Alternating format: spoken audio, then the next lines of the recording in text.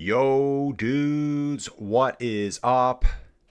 Stage 3, the Basque Country, Itzulia, 65th running of the Itzulia Basque Country race. Dudes, Wednesday morning here, it's just after 7 a.m. in the morning here for me. Current situation on the road. Let's take a quick look, dudes. I've got a few things open here for you. So we're still over 102 kilometers to go. Just entering this really lumpy section right now.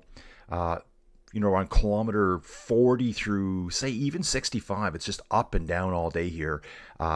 Coming up to the first categorized climb of the day, which will be occurring at about kilometer 80. We'll hit the summit, this plateau area here. Dudes, where are we in the world? And welcome aboard, everyone. This is Colin over at Inside Cycling World. We've got Dave here. Joe Mercado is in the mix. Joe says he's been spectating since the 84 Olympics in LA was the first time getting into road cycling. Joe, dude, good to see you, man.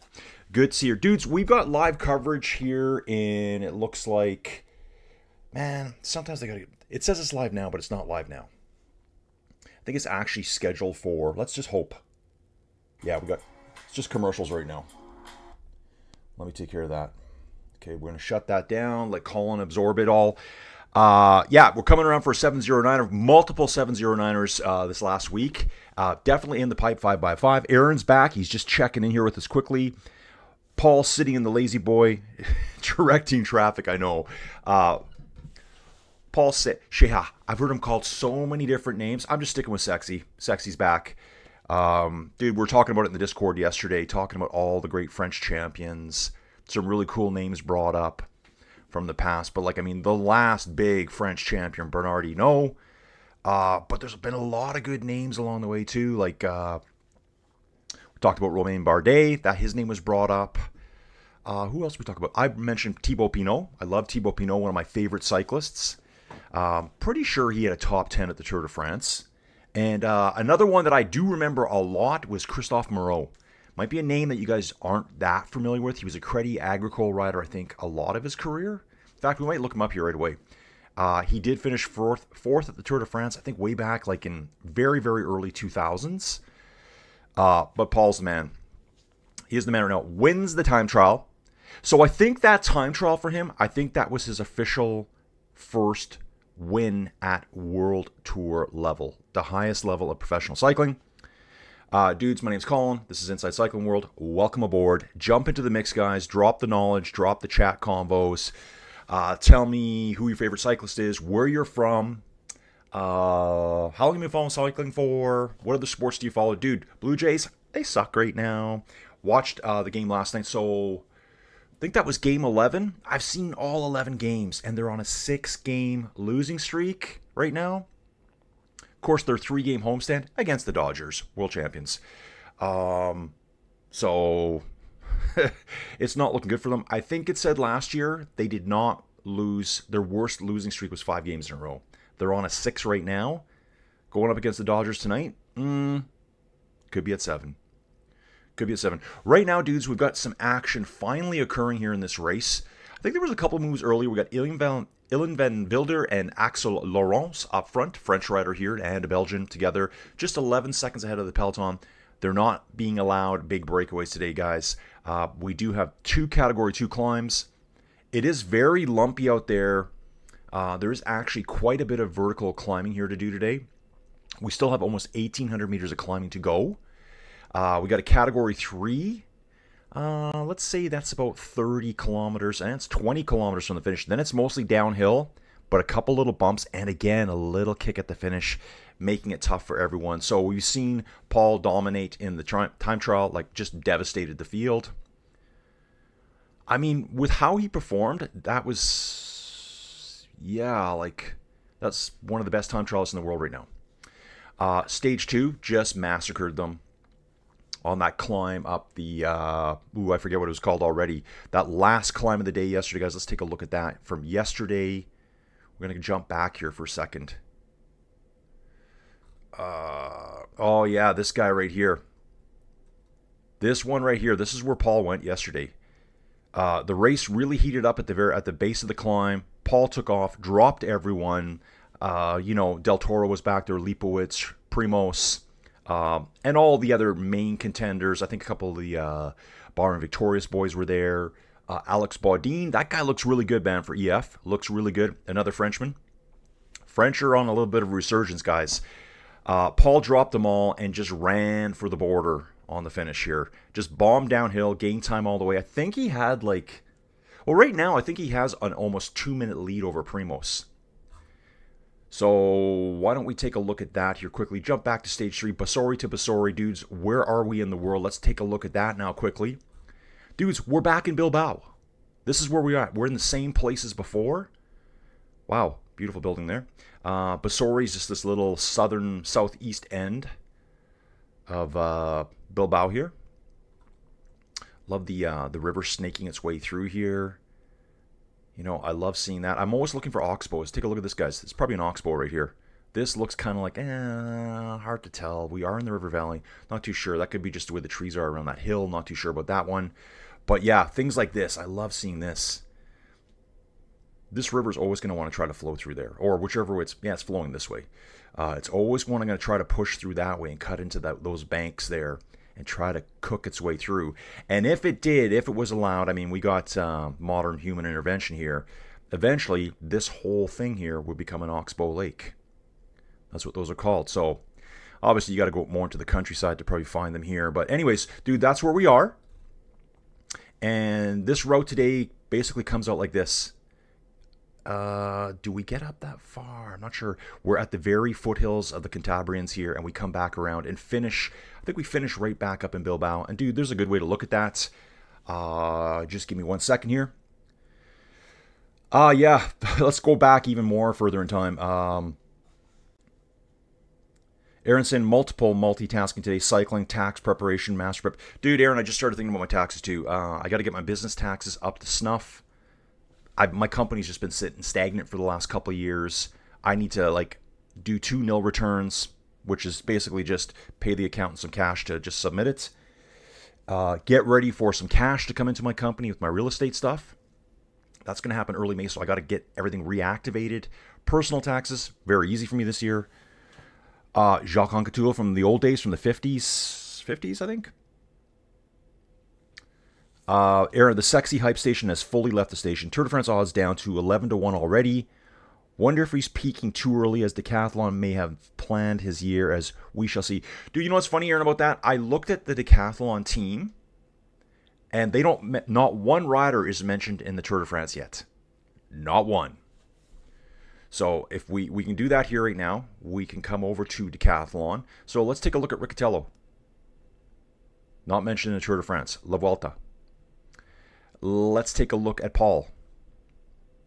Just kind of ends, right, in April. He's not going to race anymore this year, apparently, allegedly. Leo Bissot. Good climber. Skips the Tour de France altogether. He's doing, end of the year, it'll be Burgos and then España. He did the same thing last year, I believe. Labrosse. He was at Burgos last year as well. No mention of the Tour de France.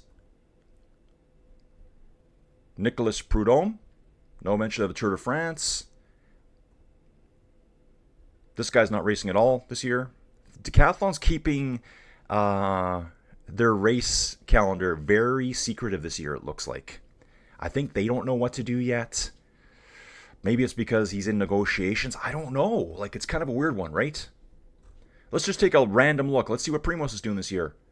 Okay, Tour of Romandy and then La Vuelta. That doesn't surprise me. That one. Lipowitz. There, Tour de France. If you're a Tour de France contender, you're going. Right? It's not a big secret. So, but Decathlon's being very sneaky.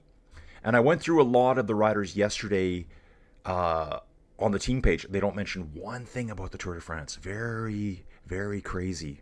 What's going on there, dudes? They are a World Tour team. They have to send a team. Situation right now, guys, we have 11 riders. Actually saying 15 riders in this front group. Ilan van Wilder, Lorenzo Fortunato, Guillaume Martin, Clement Braz Afonso, superstar climber here. Well, lightweight climber. Needs better results. Fernandez, Tesfat Sion, just destroyed his name. I used to have this locked in. This dude here, Jean Bou, he's up there because he's 1 point behind Paul right now in the mountains classification. Take a look here. There we go. 12 points to 13 points. Paul has all the jerseys right now.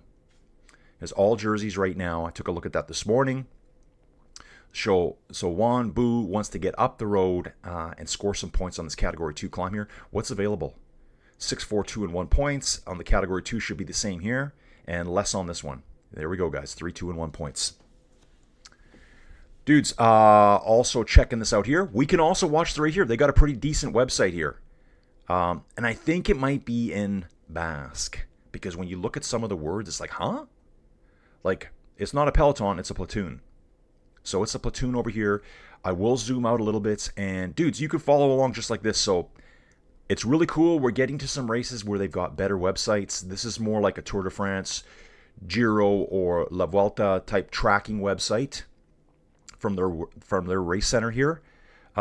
Just some of the English from Basque stuff doesn't go over too well.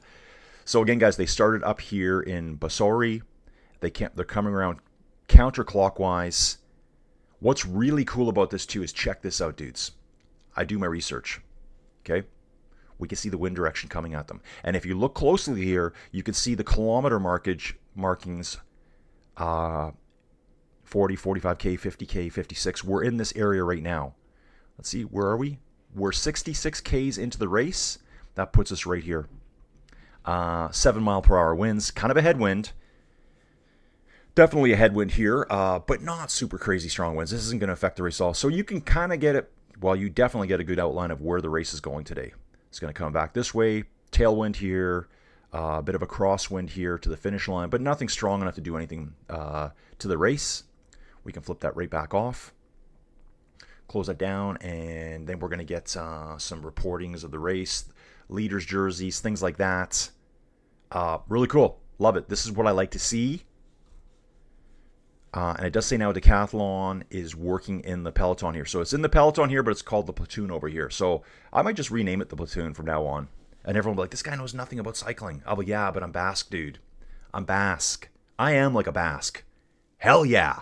Let's go in the pipe 5x5. So dudes, bouncing out of that, we're coming back here. And it does say Decathlon's pulling over here too.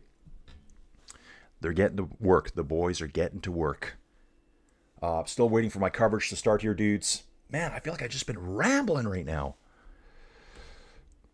Aaron's saying this stage profile screams Ben Healy if he is in it for and motivated to make a move on Breakaway.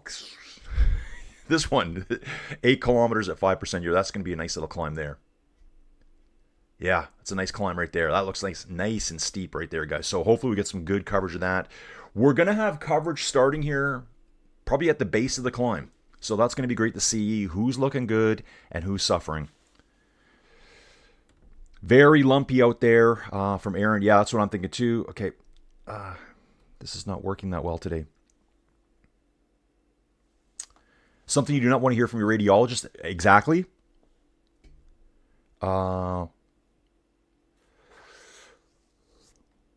Which Christophe from 2003 are we talking about? Moreau. Christophe Moreau, dude, let's look him up. I did look him up yesterday.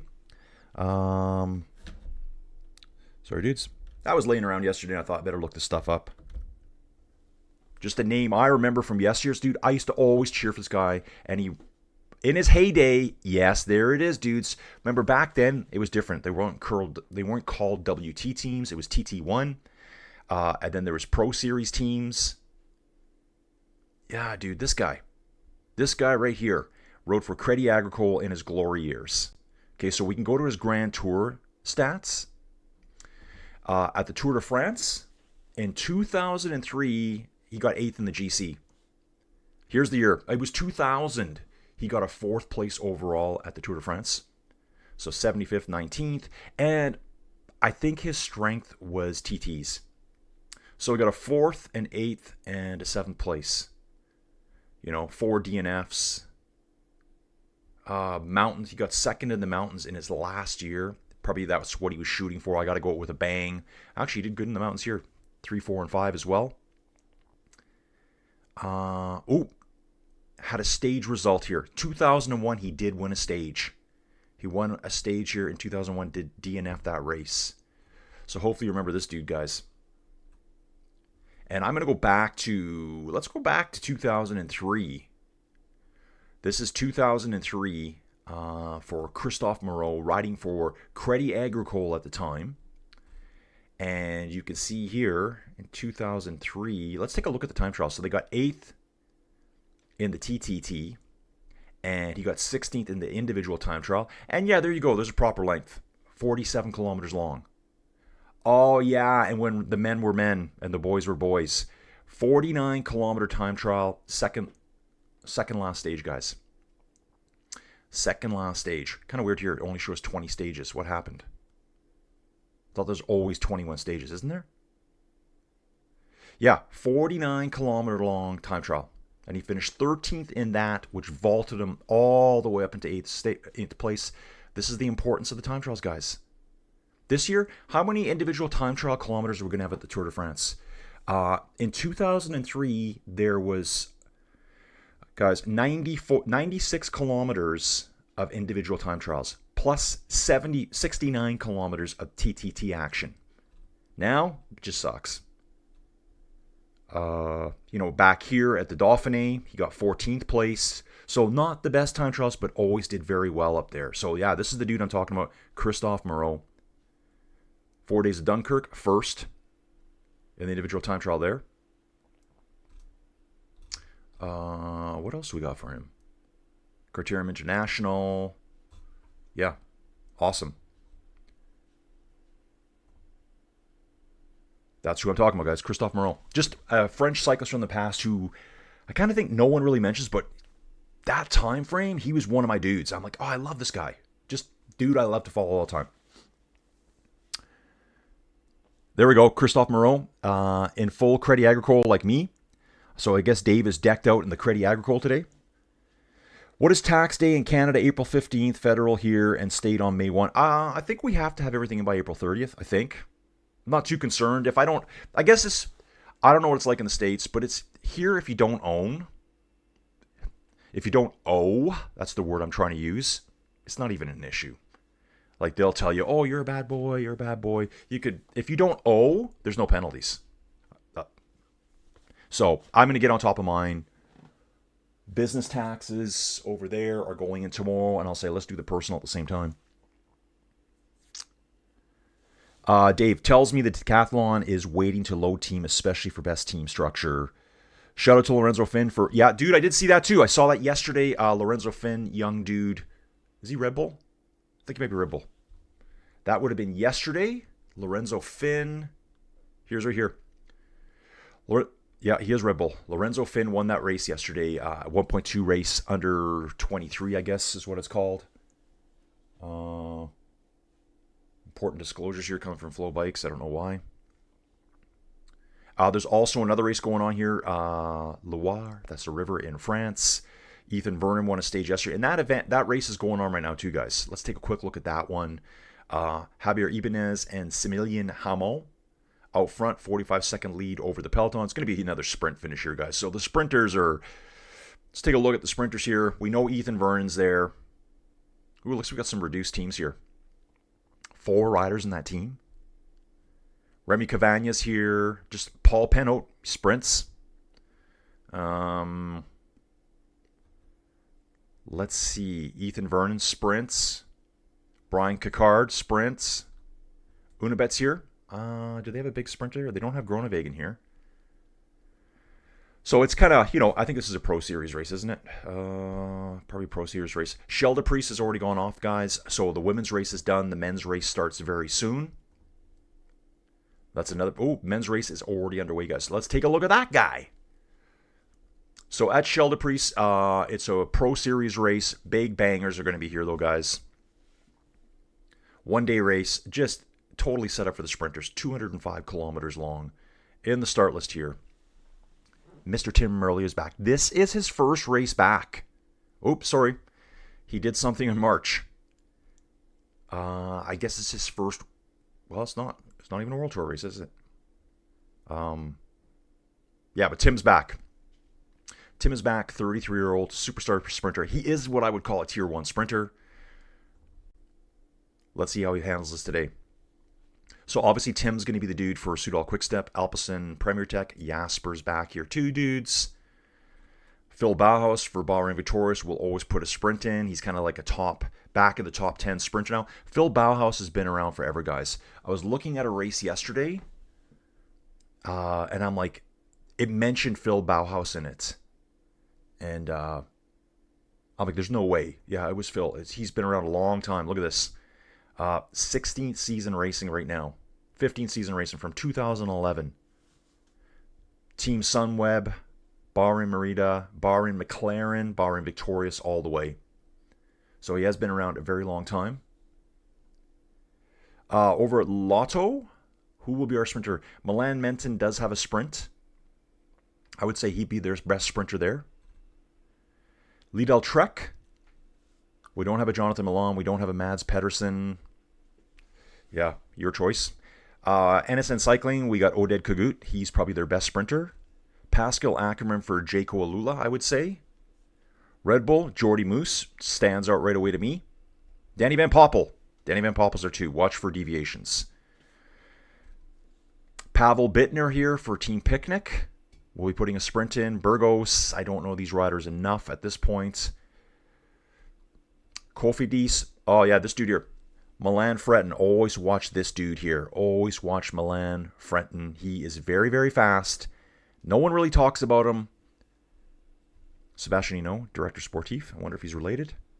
And Pro Series teams. Matteo Moschetti. Very, very fast as well. He'll be right up there. Hey, there's the Canadian Nicholas Zukowski. Going to be putting in some work today. Tom Crabb can have a really nice sprint too. Total Energies, look for Emilien Jenner. Unibet, Dylan Groenewegen's here. Wow, this is a nice field. Really nice field at this race. Okay, Scheldeprijs, 114th running of the Scheldeprijs. Crazy, guys. Jumping back, and I will catch up with the chat, guys, as we're moving on. Still waiting for my video feed to come through. Should be active in 5 minutes. Oh, look at this, dudes. 40 seconds ago, Isaac Del Toro abandons the race. What's going on with Isaac, guys? Guys, I'm not using this the right way. I wonder if I can get my notification now. I didn't get a notification that I was going live on my own phone, so... Which is weird. I wonder if I started too early, too late. I don't know why that happened. Come on. Nothing. Okay, I'm just going to have to fight through it here. It's harder to control the chat. Oh my. Okay, dudes, I'm just going to back up, catch up with the chat. Yeah, shout out to Lorenzo Finn. Good call there, Aaron. Scheldeprijs is today. That's from Flocky. It's on right now. And guys, let's just jump back. Sorry. We're about halfway through Scheldeprijs. 100 kilometers done, 104 to go. It's going to just be a huge sprint train at the end, dudes. Dudes, I've been watching a bunch of cool videos lately. And I tried to go live yesterday afternoon, guys. Please join. If you see random videos popping up, you know I love live streaming because I love the chat coming in from you guys. I found some cool old videos, and I was going to do like my commentary over top. Pause the video, talk about stuff, pull up some stats, remember this rider, what teams did he ride for, all those kinds of things. I think those will be fun to do. YouTube was acting goofy yesterday. Like there's an error you can get on YouTube, and I've only seen it once before. Your video will not save. Your video will not save. There's all these fixes, and then one dude said, he goes, just walk away for like 2 hours. It's just the YouTube servers getting overloaded. Which I did. I couldn't even set up the stream yesterday. It just says, no, you can't do it. So I was going to do it yesterday, maybe today. Yeah, I don't have my Basque hat. Aaron saying James Shaw getting in the pipe 5x5 to be a satellite for Healy to go for the 709er. Exactly, dude. So we do have these 15 riders up the road. Here's James Shaw. And we also have Jardy Christian Vanderlee up there. I want to take a look at this guy. I remember this guy at a race last year. Which race was it? I kept calling his name out all the time. I don't know. Maybe it was La Vuelta. Yeah, it would have been La Vuelta, I think. I gotta imagine it was that. Just because he's got such a long name to say. We'll back out of that. Yeah, so he's got 2 riders up the road. Juan Bu is going for KOM points.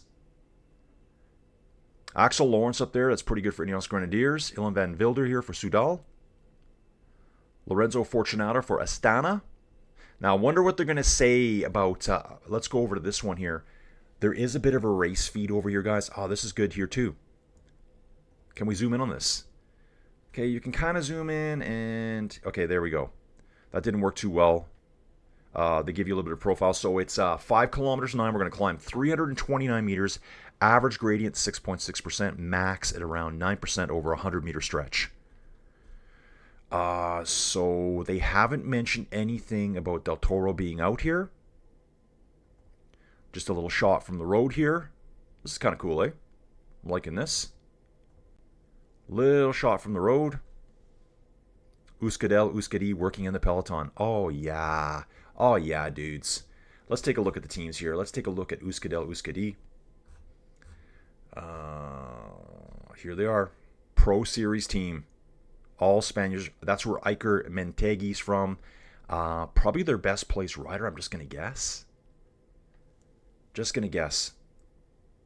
He was in action. Yeah, he was in the Breakaway. That's why I remember his name so well right now. Stage 2. Just yesterday.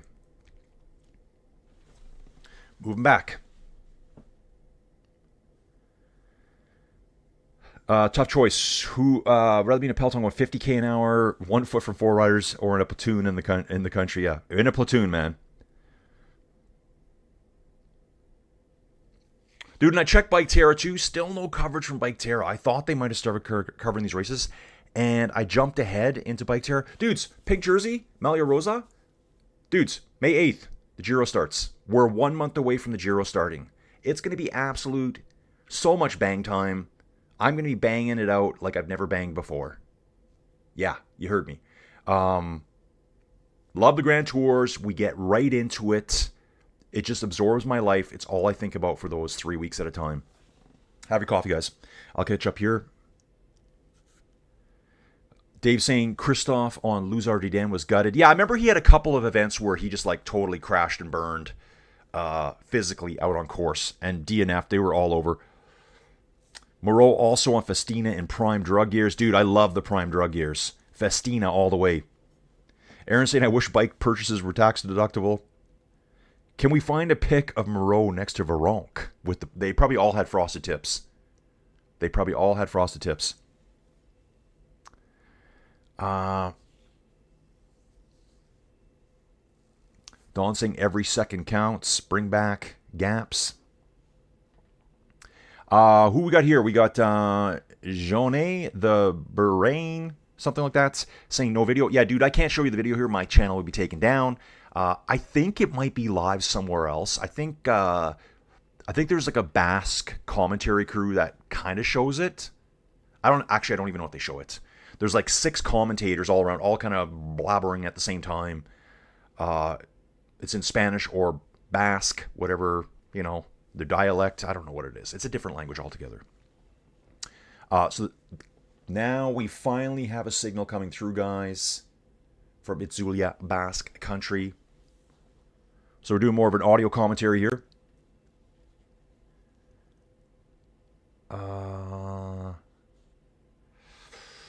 Drew, Moreau was cool. Hey, was late because researching Ingrid bike components. Might consider those on a Neo Retro build for my eBay 1981 Mercian frame project. Dude, I've never even heard of Ingrid bike components.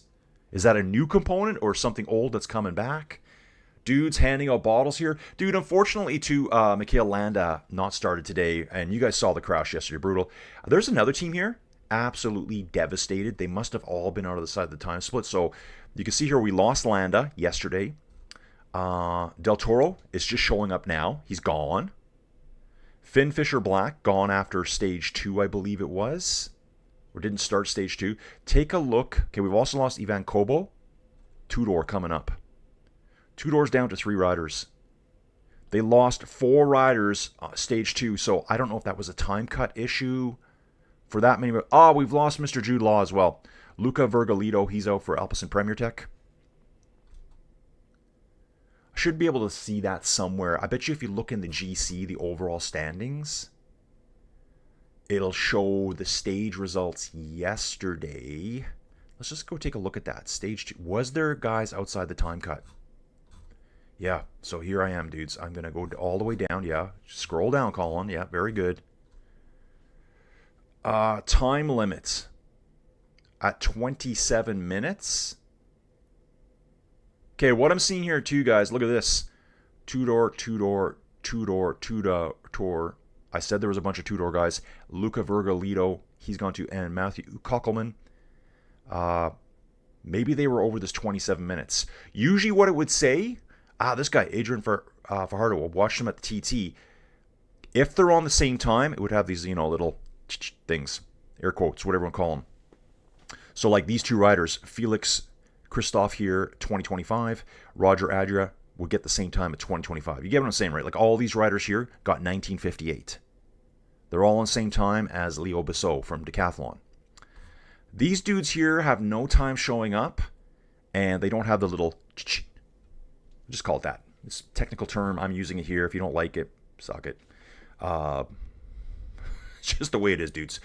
Back to the live stats, guys. We're on the climb now. I do have footage now, coverage going up the climb now, guys. They're on the very base of the climb right now. Let me get properly into this climb right now, dudes. Let's go. Let's get it. Love it. Dudes, thanks for everyone being here. I might be the only person, well, unless you want to pay top dollar. I know I'm bottom of the barrel. If you want to pay top dollar, you can get English commentary somewhere else, but this is where you get in today. We are making our way towards the climb. I think it's... I think it's about a 5 or 6 kilometer long climb. Come back here. The climb is called Beriglia. Category 2 climb. 6, 4, 2, and 1 points. That's why we're seeing Juan Bu up here going for these points. The Peloton is at 125 back. Give you an idea, we started climbing around kilometer 80 to go, and we will be hitting the peak at around kilometer 72, and then it's going to be really lumpy across the top here before the race down the hill to get to that breakaway group. They want to get over the top first and get away to see if they can survive the day. Juan Bu wants all the points. He wants points here, here, and here. Let's see what Paul's decathlon team does. We are past the halfway point, guys. I do have a meeting at 9:30, so let's hopefully we can get this done. Hopefully. Or I'll just fake it in the meeting. I'll just turn my camera on. Why is Colin talking so much? Dude, he's got a lot of good input here. He's talking about work. Thoughts about yesterday's stages, Paul? Blew the Peloton on me. Guys, so here's the thing. I talked about it a bit yesterday, and I talked about it in the Inside Cycling World Discord, guys, which you can join at any time.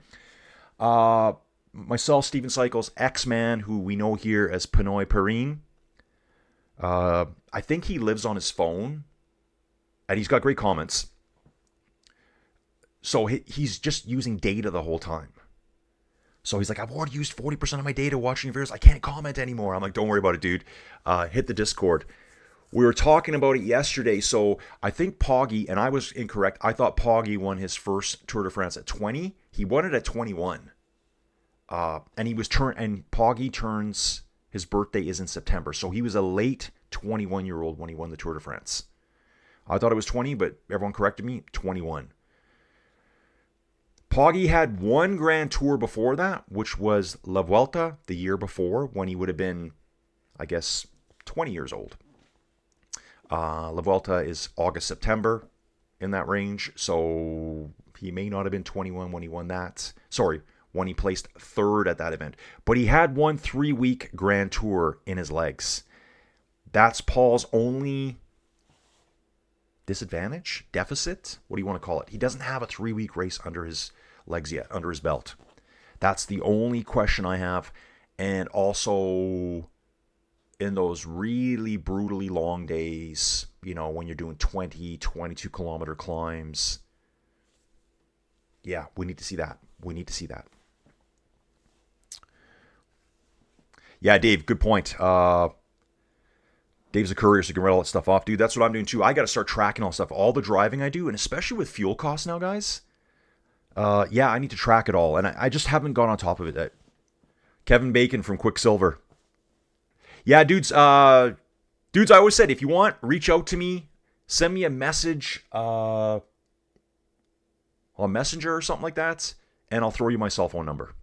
So if you guys actually want VIP access to me for whatever reason, because you got nothing better to do with your lives, let me know. Dave messages me all the time, sends me pictures of him out working on the bike, in his bike kit.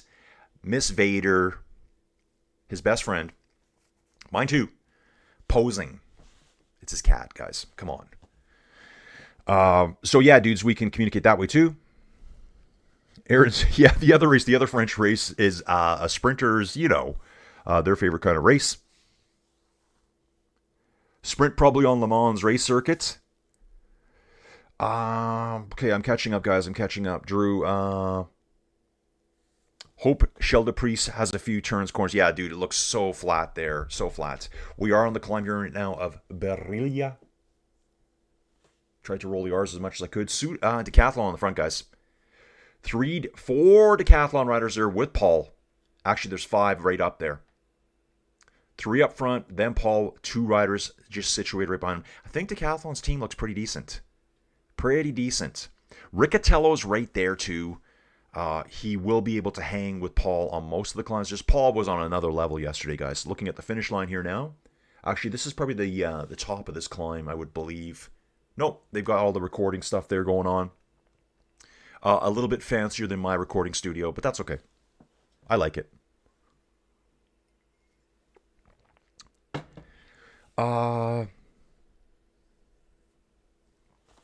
Eddie's asking, will you do any Pro Series race live stream in the future? Oh, we got a crash, dudes. It's showing Isaac Del Toro from earlier. Isaac was involved in a crash. 3 of his teammates are there. Team Visma, Lisa Bike Rider, Cofidis rider just ahead here. So this is a replay from earlier, guys. Looking for any damage. Yeah, tore up his right thigh. Doesn't look like any scratch. Hit his lower back hard. You can see all the black scuff marks on the road on the back of his jersey. Number 31, his right hip buttocks area, buttocks, looks a bit damaged. You know what? He's hurt himself. Didn't have a fantastic day yesterday. Probably just easier to say, you know what? I need to go rest. Oh, wow. Okay, so now we're just getting notification here, but Del Toro's already out, guys. I've already seen that. They're just saying 20, 30 seconds ago here, Del Toro, Baudin. Oh, it was Baudin for EF. That's who that was. Ben Tullett for Visma. They're showing him back. Yeah, this is just a total replay. I think PCS has been so far behind on this one. Let's go back to Itzulia here.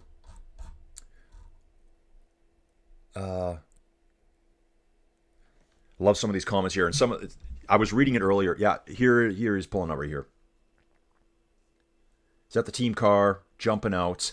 So yeah, most of the damage looks like to the middle part of his back, his right side. I don't see any blood, any scrapes. It's more of just with the pavement, right? Ow.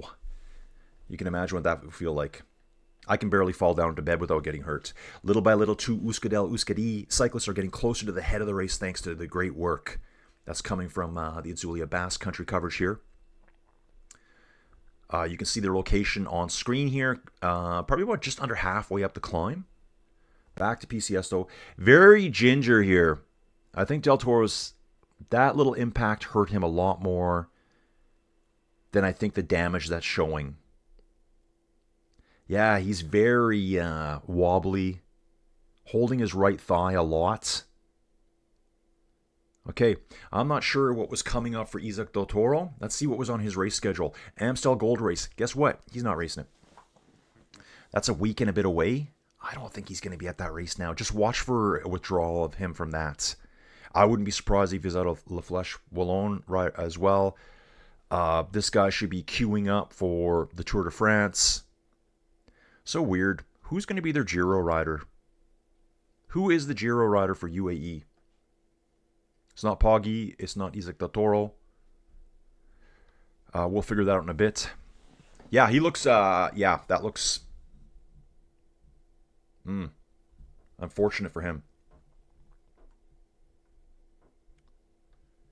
And Ben Tullett and Alex Baudin. I hope he's okay. This guy's looking pretty good in the standings right now. This guy here, Alex Baudin, another French rider. He's sitting 6th overall in the race.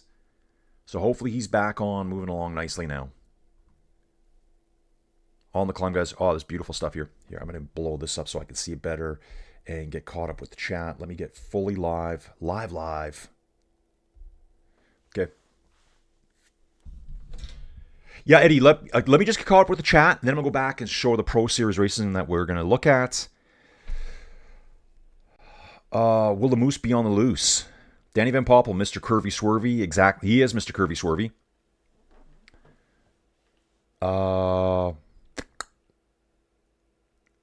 Colin, are there any greasy stash riders today?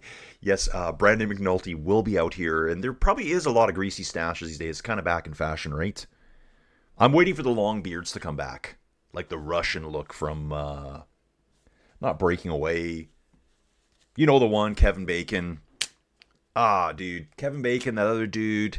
The 2 female actresses, they were really good. American Flyers. The Russians all had the beards. Yes. DVP is... What's DVP? Is a rush hour parking lot in many days here in TO. Yeah, he's gone. He's gone, guys. And I'd say he's hurt more than what it looks like. Just a big impact without, ripping him apart. Eddie's saying that Tiranganu cycling team have a tour of Hainan Pro Series in 15th of April to the 19th of April. Dude, I'll take a look on the schedule here if it's available on Flow Bikes. Flow covers a lot of stuff. I'm not sure if they cover that one. Once I get caught up, I'm going to jump back. Yeah, Del Toro was looks at Sexy's Watt, said, nah, I'll just go to altitude and train. Yeah, just take a couple days off, get back to altitude and just train. Zone to it. Sticky bottle chat time. Yeah, Eddie's saying here, Del Toro. That's what I'm thinking too. Del Toro's done a lot of racing already this year, guys. Del Toro has done a lot of racing. Let's just take a look at him. So, a few stages here. Did Milan San Remo, did Treno Adriatico. Won that. UAE Tour. Won that. So, he's been pretty busy. That's a good chunk of race days already. Yeah. Here we go. Euskadi. There's 2 of them getting up there, guys. Those 2 dudes joined the breakaway, fighting their way back to the front. They are in the foothills of the Cantabrian Mountains, guys. Let's get it. Aaron saying time for Colin to yell at the journalists and grab a hold. Funny how the cyclists only complain when they are off the back next to their car. Mike here, hand grenade division. Mike, solid gold microphone is a nice touch. Bates well, please. The Orange Dudes were so strong in 2000. Yeah, the Orange Dude guys were referring to Euskadi. Yeah, powerhouse team. Were they ever World Tour? Let's just take a look. Now they've only been Pro Series. Well, dude, they've been around forever. Euskadi has been around forever. A lot longer than what it's saying here. Like, I think they've been around since like the 90s. I need some more stats. It doesn't say when they started. They ride Orbeas. But, nah, dude, they've been around forever. Euskadel Euskadi? Come on. Yeah, these guys represent the area. These are probably all Basque riders from the area here. Let's get it.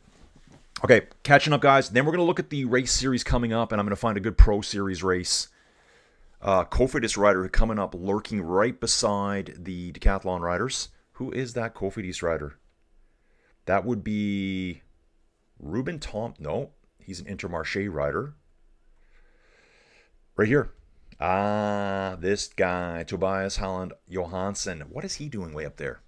So he's way up there for Uno X. Sits 26th overall right now. Yeah. Great rider. Second in the GC at the Tour of Britain in 2023. Probably maybe one of his biggest results. Won a stage at the Tour of Luxembourg in 2023. Him and his brother, I think, are both at this race. We got one rider stranded by himself. It's a Kern rider, Jorge Gutierrez. 15 minutes overall behind in the GC. Right now he finds himself 1 minute, 17 seconds behind the breakaway. Peloton will be picking him up pretty quick. We should be over the top. Yeah, we're over the top here, guys. The plateau. Decathlon's pulling. I'm not even sure who got the points there. They're not even showing that yet. Yeah, we haven't got any notification as to who the points were. I think it's because the crash happened right away. So Baudin crashed. Ben Tulloch crashed. He's 5th overall. Baudin is 6th overall. Del Toro 8th overall. So those riders were all right together. All went down. Del Toro has withdrawn from the race. Quite lumpy across the top here, too, guys. The breakaway is succeeding, guys. The breakaway is succeeding. So you're saying there's a chance. They've got this downhill coming up. They will do everything to work together as a team. Frenemies for the day. They want to win. They got to get away, guys. Let's pull for the breakaway today. Yeah, dude. Matt and Ansel, dudes, if they ever see this video, let's get Bike Terra going for the Giro. They are doing an event. They call it Giro de Terra. Makes sense for Bike Terra. I'm like, where's the actual Giro, guys? I don't see it. I don't see Paris-Roubaix, anything. So I'm going to send him a direct message. I'll do it today. Here we go. Dave. Iban Mayo. Heimar Zubeldia on Lutz RD Dan. Yeah, dude, exactly. I think Iban Mayo, I think he finished 3rd that year. Didn't he? That's the year that Lance crashed him. I think he crashed him twice, or almost. Remember, Lance got his handlebar stuck on, I think it was a little kid's musette bag that they throw out. You know, the riders throw them away. Or it would have been something he got earlier because this is the front of the group. Lance crashed, took Mayo down with him, got going again, and then Lance unclipped. I think it was his right foot unclipped, did a big curvy swervy, and Mayo kind of got hung up in that again. Luckily, they didn't crash the second time, whilst Mr. Classy Jan Ulrich waited for them up the road. How it is, guys. Decathlon doing all the work at the front. Quinn Simmons leading the Lidl Trek charge. 4 or 5 Lidl Trek riders. Ineos Grenadiers starting to appear now, guys. Things are going to start getting a little bit more organized and busy here today.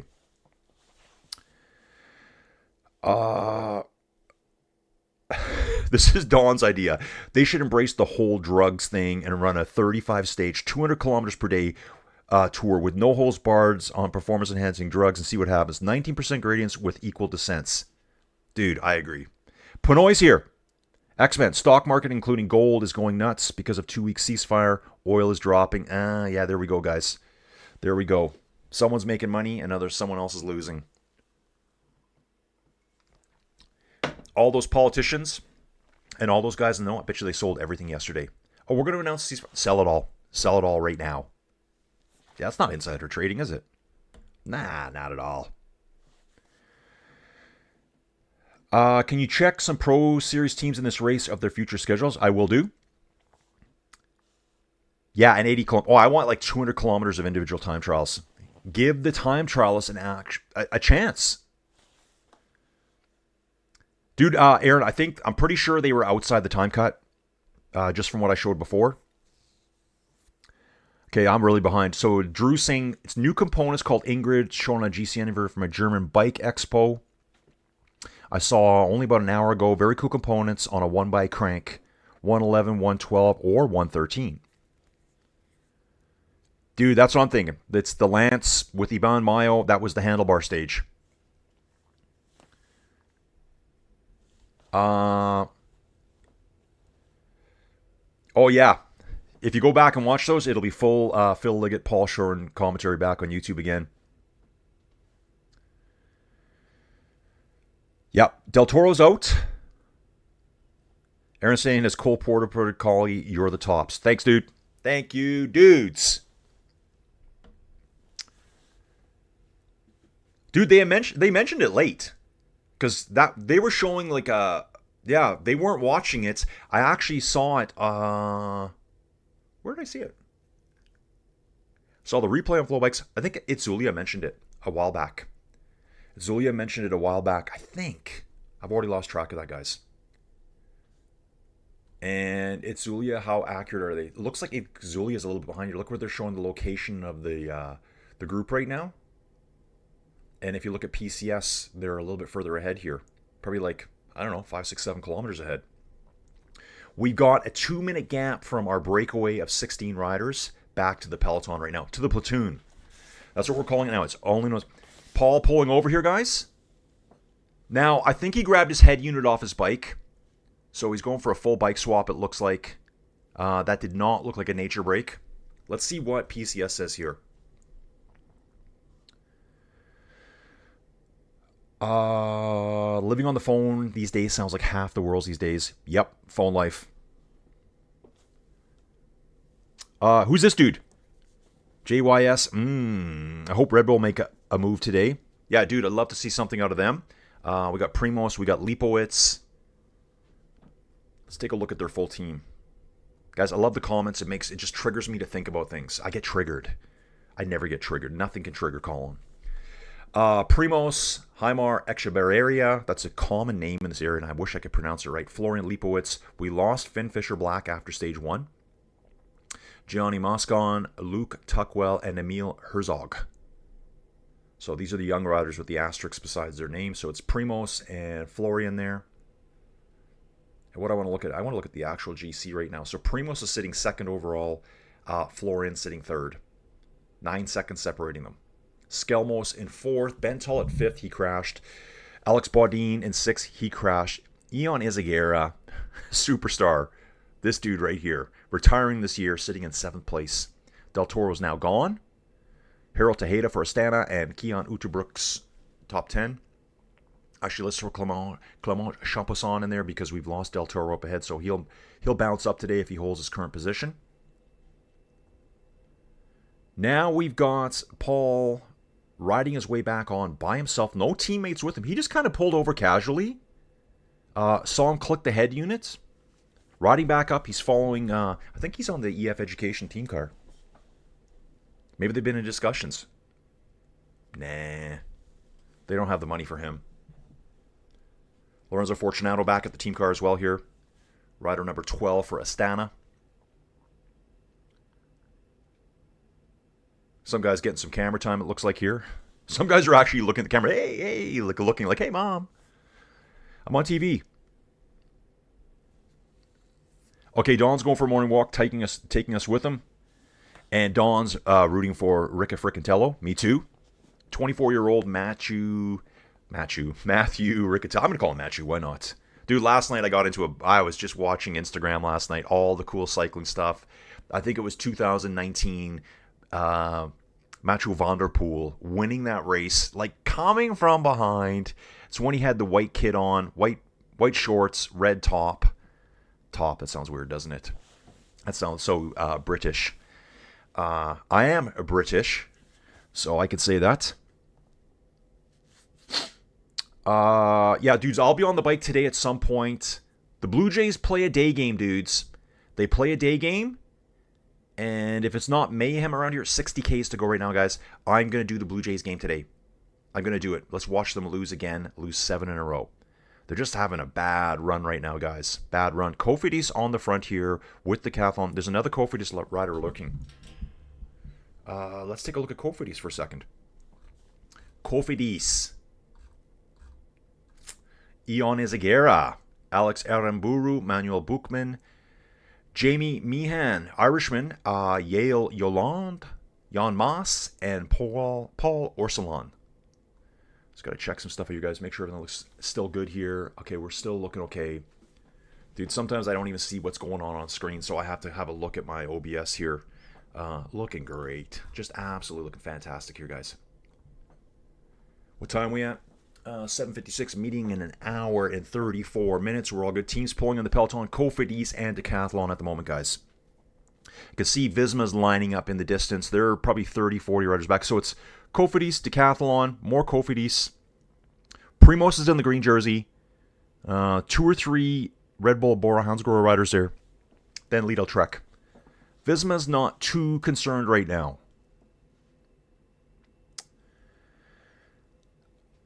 Drew saying he spent yesterday rearranging his Brooks saddles, took the C17 off the gravel bike, and switched over to another bike. Little cold for Dawn there. It's 34 Fahrenheit. Yeah, dude, we've had crazy, insane weather here. We had a snowfall warning yesterday that didn't hit. Just massive wind gusts. Not that cold air temperature, like 32 Fahrenheit, but the wind's blowing like at just miles, 30, 40 miles an hour at times. So it was snowing off and on. Hail pellets coming throughout the day, but no considerable buildup. I heard there's another snowfall warning for this Friday, but then I've also seen really warm on the weekend. So I don't believe that at all. Like, look at Friday here. So someone's saying there's a snowfall warning for Thursday overnight and then going to 14 degrees Celsius. That's probably close to 60, high 50s. And same thing for Sunday. But yeah, look at next week again. Rainy, getting cold enough that it could turn to snow next week. That's Sunday into Monday. 50 degrees, 10 degrees Celsius is like 50 degrees Fahrenheit, guys. Right here, snow, Wednesday, Thursday morning. Just kind of depends. Not a big deal. Let's get off that for now. Dawn's in New Jersey. Aaron? Dawn's saying Del Toro is 22 years old. He should be able to recover quickly. If I fell at 52, I don't get up a school. Yeah, dudes, I always told myself, if I crash outside on the pavement like these guys do, I'll never ride outside again. And dudes, I don't know why yesterday I was thinking a lot about this. Probably watching a ton of videos and stuff like that. When I couldn't go live when I wanted to. I'm going to fire up the TT bike again. I think that's all I'm going to ride outside is my Look TT bike. It's a bike. There's a video online somewhere you can see the exact bike being ridden by the God of Thunder, Thor Hushovd. Probably circa 2010-11. It's a Look bike, all Dura Ace. Outside, I believe the front derailleur is Ultegra. I think I mentioned this before. It is fast. So much faster than a road bike. For me, anyways. Joe Mercado, 6 deep into coffee. Yes, good job, Joe. Get into the coffees, guys. Thanks for everyone being here. Marc Soler for the Giro. I think I saw Mark's at this race too. Mark is here. I think he was in a break earlier today. Yeah, so UAE, we've lost Del Toro, but we still got McNulty, Greasy Stash, Igor Arieta, Felix Groschartner, Domen Novak, Adria Paricas, and Marc Soler. Mark did go up the road earlier today, probably just on I don't know what he was doing. Just wanted to show off his long cycling shorts that he likes to ride. He always has them down like over his kneecaps, looks like. Drew saying, I bet against calling on Del Toro not starting in 11 days. Okay, we'll see that. Yeah, we got JYS again here saying Almeida not looking promising for the Giro at the moment. Dude, I agree. Almeida just, why don't we do that, guys? We'll take a look at Brandon here, then I can just jump. This is how I do it, guys. I just jump around. Why don't they show the whole team? Oh, because their contracts don't go through there. So we'll go to 2026. Now we'll see them. Let's take a look at Almeida. What are they saying? He's 27 years old. He is still scheduled for the Giro. Catalonia, 38th. Algarve, 3rd. Valenciana, 2nd. But, yeah, this 38th here, just not that great. I don't know if he crashed or he was sick. I can't remember the situation. I think he might be sick right now. So that's going to be their guy, obviously, for the Giro. So riding the Giro. Vuelta a Burgos, we'll cover that race. Now, okay, let me just jump back, guys. I think Vuelta a Burgos, I think that is a... What's the easiest way for me to do this?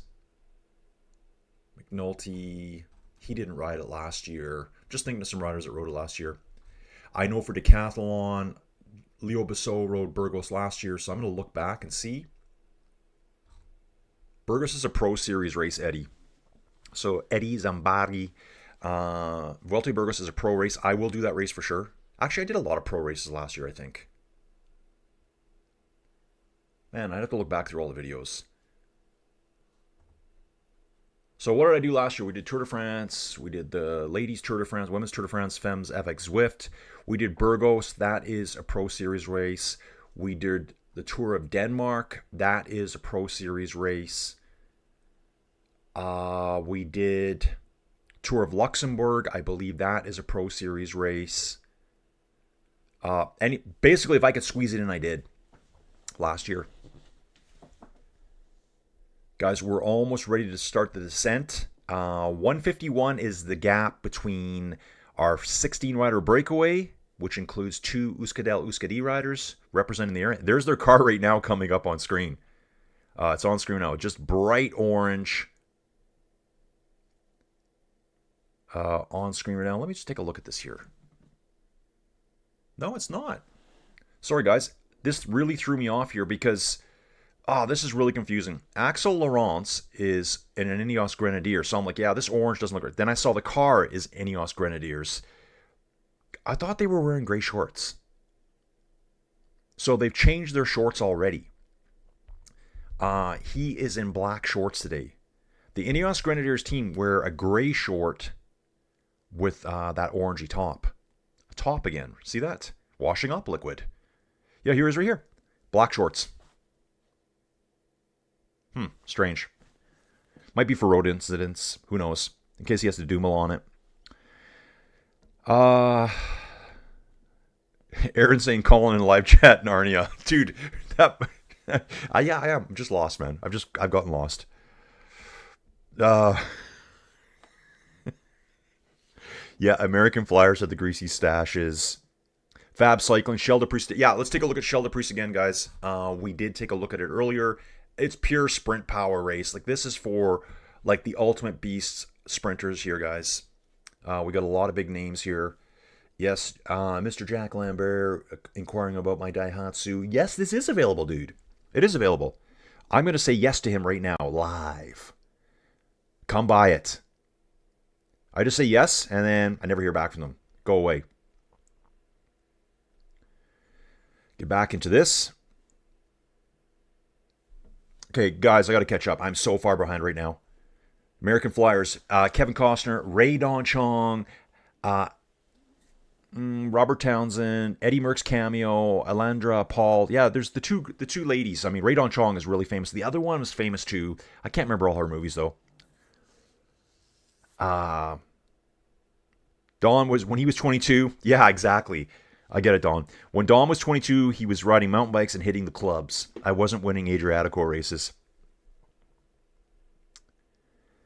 Fab saying these Euskadel guys are riding quick pros, not Orbeas. What's a quick pro? I don't even know what that is.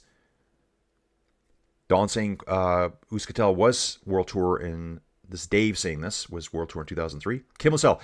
I thought Euskadel was a pro team when Ibama was racing in the early 2000s. Yeah. I don't know. I saw them everywhere. Like, I thought they disappeared for a while. And it looks like Axel Laurence is back at the car again. Little flying nature break here. This guy's getting his bike worked on. Mild spray coming at him. He's feeling moisture hitting and going, I hope that's water. It's not. It's not. They are descending here now, guys, at 88, 89 kilometers an hour. Looks like he's having a rear derailleur adjustment. But yeah, black shorts for Ineos Grenadiers.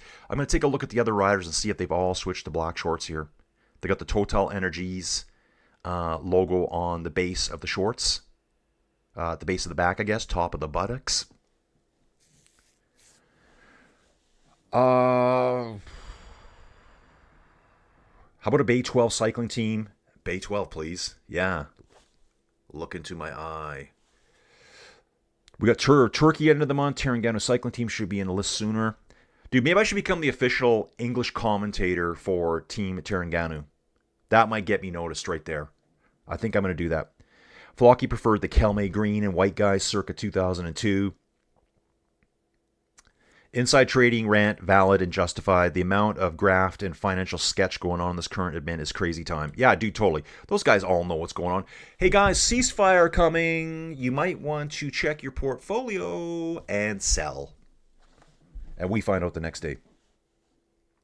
The visual entertainment. Brand new dude here, guys. Welcome to visual entertainment in. I hope Court will be up there today. Magnus Court, Uno X. Great rider.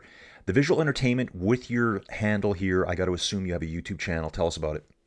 The race is on. We'll call and catch up in our comments before the race is. Dude, I don't know. Dude, I don't even know how far back I am right now. This is insanity for me, as we call it. That's what we're going to call from YouTube live chat Narnia. Because I don't even know how far back I am right now. I'm scared to look. Because I want to read every comment, dudes.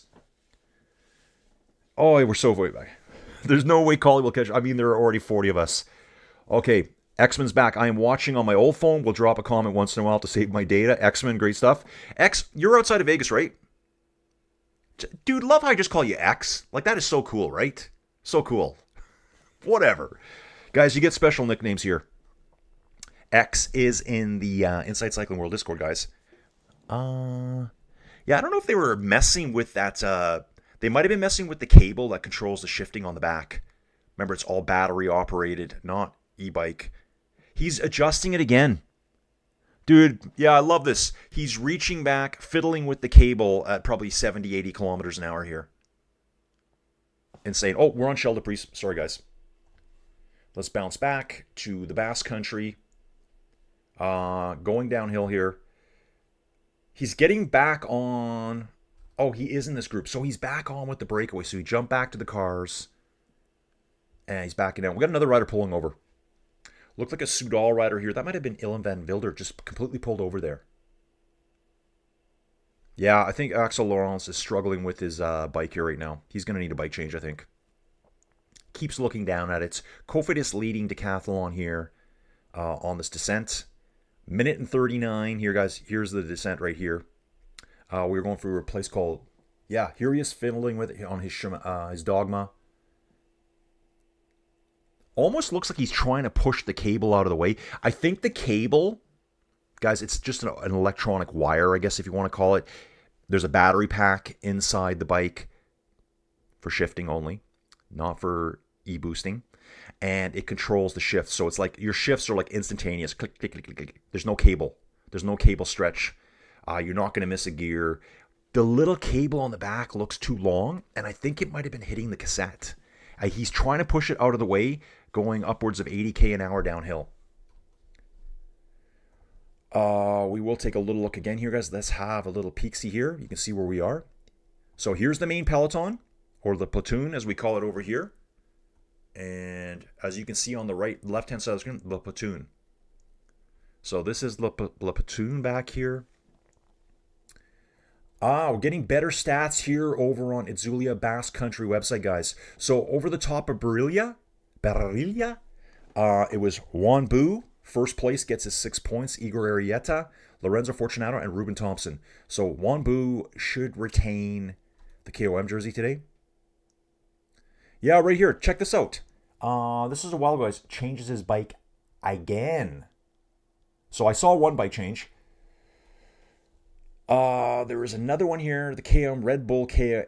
Oh, that was this guy here. There was a time marker, whatever you want to call it, a checkpoint here. They call it the Red Bull. Igor Arrieta, Clement Braz Afonso. Time bonuses. That's what that is. Right before they started the descent. Interesting. So some good data here on the website, guys. I'm liking this. So it sounds like Paul has changed his bike twice now. I've seen one of them. And Aaron, Blue Jays pitching in full panic mode. Bullpen needs upgrades. Yeah, exactly. Bernardino must start a GoFundMe. Keep Paul sexy in France. I heard someone call him Secha yesterday. I'm just going to call him whatever I feel like. Paul, he would love it. If someone called you sexy, you'd love it, right? So, Paul, we need an interview. Yeah, the chances of him ever hearing that out loud. You know what's really cool? I saw a dude a few days ago post something. Some random dude, I don't know if he's a Facebook guy, a YouTube guy, an Instagram guy, a TikToker, whatever you want to call him these days. Wambu calling, looks like a first team car. KOM jersey here, Kaha Rual rider. And Taddy jumped in and commented on this guy's page. So I'm guessing it was Instagram, which I thought was really cool. So, Paul, we need you on the channel. Dave's saying Detroit in 84 started 35-5 and coasted through the rest of your wow. Aaron, how great will the party be on the Champs-Elysees if Sexy can win at some point? Not enough champagne in Paris for that. Yeah, dude, so how long has it been since there's been a French Tour de France champion? 84? 84. Bernardino. I'm right, guys? 42 years. The Detroit team had Trammell and Whitaker and Jack Morris. See, dude, this is why I need you on my baseball channel, guys. 75 Fahrenheit Nassau should get into the low 80s today. Good for the beach, dude. Fab cycling. I love it, man. Blue Jays versus Colorado Rockies would be hilarious. Rockies opened at home with a 10-1 loss. Dude, and the Rockies did well against the Blue Jays. They did a 3-game stand. Yeah, it was 3 games where the Rockies... Yeah, I think Rockies won 2 of the games against the Blue Jays. Blue Jays started well. I think they won 4 in a row, and then they've just been on a tear losing. So I think they're 4-6 right now.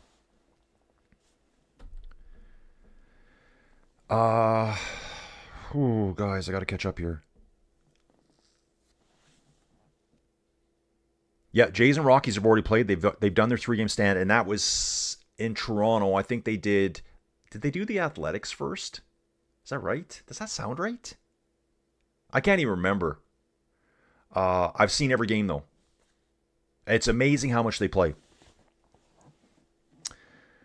Last real winter, Davis saying, was in Toronto in the 70s, I guess. Don saying he thinks Isaac's going to start in 11 days. Okay, catching up. Define real winter. In Virginia, that would be snow total above 1 foot and multiple extended periods under 25. Dude, it has been milder this year, I know for sure. So we had a very dry winter. We're all caught up now. Remember, guys, I always like to say it's an average. We all know that it's an average. So all that snow we didn't get at the beginning of the winter when it was like the world is ending, it's the apocalypse. I think we're way above it now. We're probably right back on average. Definitely warmer this year. So I think we had 1 day of minus 31 Celsius. That's it. We didn't have any days of minus 40, which sometimes we get that for 3-4 days at a stretch. Juan Soto has a calf strain, and they have no idea on his timeline. Yeah, right now Kirk's out. Alejandro Kirk, catcher for the Blue Jays. I guess he fractured a thumb bone, I believe it was. Who else is out right now? Trey Savage, he hasn't even started yet. I think they're saying he's going to start on the 15th. Who else? Barger is hurt. I think he strained an ankle. He was reaching for first base and kind of stepped too far, hurt himself there. I don't know if Cody Ponce is back yet.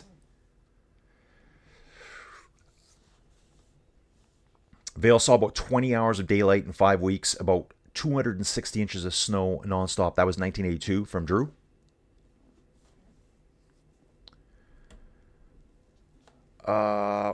Dave's saying to Aaron, in 1977 snowstorm, people died on the highways, plows hit stalled cars, suffocations from snow piled up on cars. Yeah, Aaron's saying too, I agree. Scheldeprijs, we're just going to check the last 5 kilometers because that race is going to be a non-event until then. 6 riders up front. They're just going to let them dangle up there all day, and then the sprint trains will come up and destroy them. These guys, not one person here, will survive the sprint.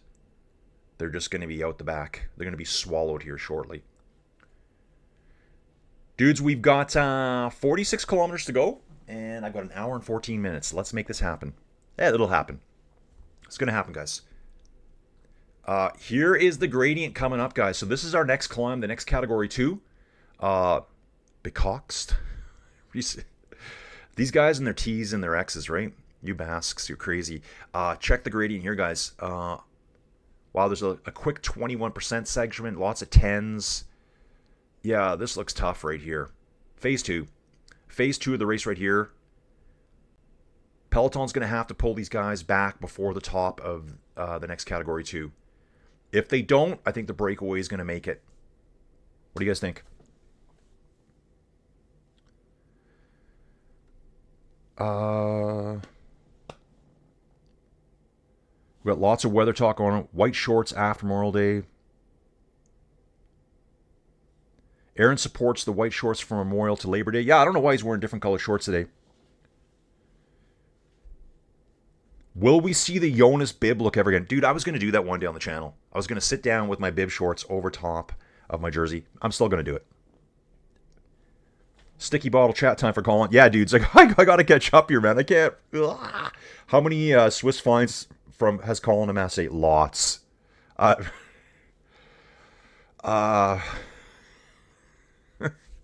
Dude, for me, so it's 10 p.m. at night here for Eddie in Malaysia. Dude, it's 8:17 a.m. in the morning for me.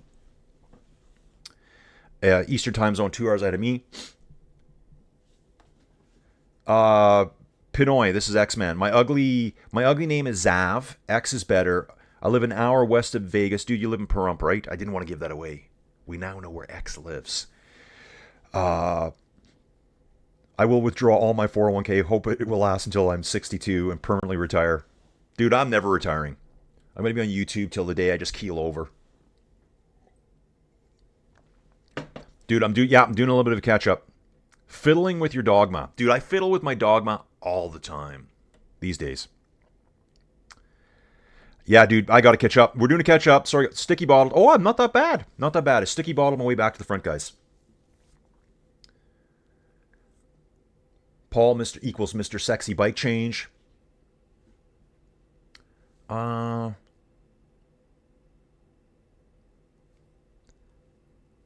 Kirk out for 6 weeks. Ponce done for the year. He's done for the year? I didn't know that. Dude, it was such a goofy little injury he got too. He kind of like he missed the ball. He was grabbing for it with his left hand, I think. Kind of was turned a bit. And he had to do like a stutter step. And the stutter, when his leg planted the ground, his knee was fully locked and extended. And I think he just jammed all that shock right up through his knee. Wow.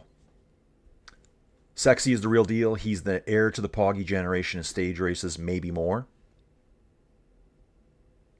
Dave saying Taddy has left white shorts on the bus the last few races. Drew saying, hey X, I stayed in Laughlin, Nevada back in 83 when it was population 2,000. Aaron's also saying par 3 tournament at Augusta today. Interestingly and famously, no one has won the par 3 and the Masters properly ever, so no one wants to win. Oh, okay. Yeah, dude, I fully drafted the cars back to front. I wheel sucked so hard. Every car came back to give me a pull back to the front. I'm caught up, dudes. Kim LaSalle, the brake will be caught on the climb. 126 isn't enough. I agree. If they do screw it up, though, I think the brake will be gone. And that's what, you know for sure, these two Euskadel guys are thinking, we got to win today. We got to win today. That's all they're thinking about.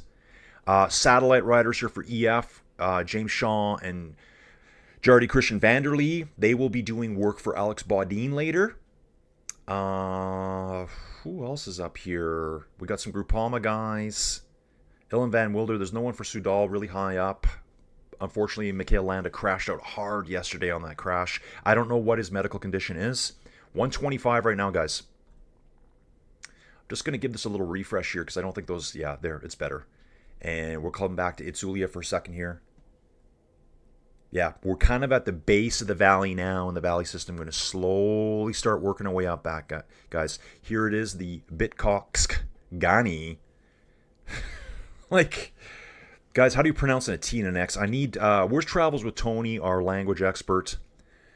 8 kilometers at 4.9%. Max gradient here says 14%. Again, guys, that's deceptive because it all depends the interval that you take the gradient over. If you take it over a kilometer, it's going to be a lot shallower than taking it over 1 foot.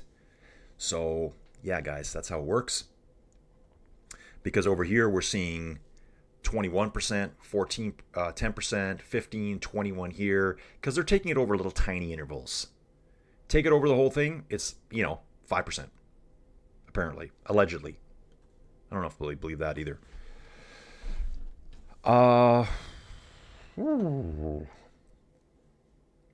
Dave, hyperextension is no joke. Yeah, dude, that was his first game. I think it was the second inning as well for Cody Ponce. He's the dude, I think, that came from playing in Japan. Watched him in sprint training. So they brought him in. Who's the other guy? Josh Fleming, I think, is there now. He plays for the Buffalo Bisons. That's the AAA affiliate. God, man, it sounds like I know something about it, right? Dude, I love looking... Oh. Thought I saw a rider there with the big cut on his back. Looks like we got some mining operations up ahead here, guys. See the entire side of that mountain just cut away. Probably limestone mining for concrete, I would imagine. I don't know.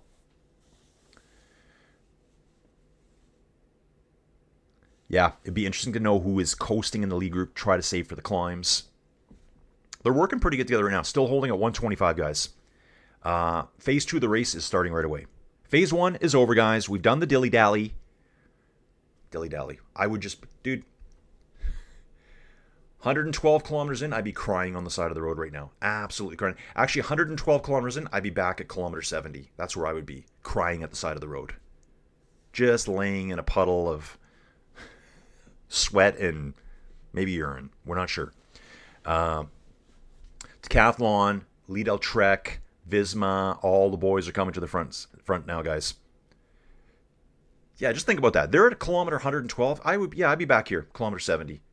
And I'd be like, yeah, I'm going to pack it in today, man. I blew out a hammy. I don't need to do this climb today. I'm just like Isaac Del Toro. I need some time off the bike. Yeah, Whitley Bay. Paul, great descending skills. Almost scary at times. Landa typically didn't. Dude, exactly my thoughts. Landa's never been a great descender. Fab saying, yeah, here he is again. Lawrence is back at the car again. Fab, perfect timing there. I'm seeing him working his way back up now. These guys are all taking advantage of the cars right now. Calling for assistance. Johansson can climb for sure. Aaron's saying it might be B-Jocks. Just B-Jocks. I like that. Sounds like Jouplan, this climb. Eddie's asking, what's the highest elevation of sea level climb cycling in Canada? Here in Malaysia is getting the Genting Highlands, which is 1,640 meters above sea level. Dude, Aaron. Excellent point, Aaron. So I did learn this too. There's been 5 teams. I hope I remember this. There's been 5 teams that have never won a World Series. Tampa Bay Rays. Is that what they call them? The Rays? I'll just call them the Rays in case I'm wrong about Tampa Bay. San Diego Padres. Milwaukee Brewers. Colorado Rockies. Seattle Mariners. I think I should be a Mariners fan. I mean, I loved that series last year against the Jays. And I think it's Seattle. Yeah, Seattle's never made it to the World Series. Yeah. All the other teams have made it and lost in one form or the other. I think the Rays have been twice. San Diego's been a couple times. Milwaukee's been. The Mariners have never made it to the World Series. Yeah, they're my new team. Actually, I did jump into a game yesterday after the Blue Jays game. Sportsnet here. So Sportsnet, guys, in Canada is our pay. It's kind of like your ESPN, I guess. I guess that's what it is. Do we still have TSN as well? Maybe we do. But I'm watching it all on Sportsnet. It gives me access to 150 Blue Jays games and a bunch of other games. So I did jump to the Seattle game. So Seattle, okay, that's that Raleigh guy, right? Is that where he is? Cal Raleigh? Yeah, Mr. Home Run. That's about the only guy I know right now, I think. No, I remember another guy there too. I think he got hit by a ball yesterday, but he didn't. It hit the knob on the end of the bat, and he pretended he got hit. They overturned it.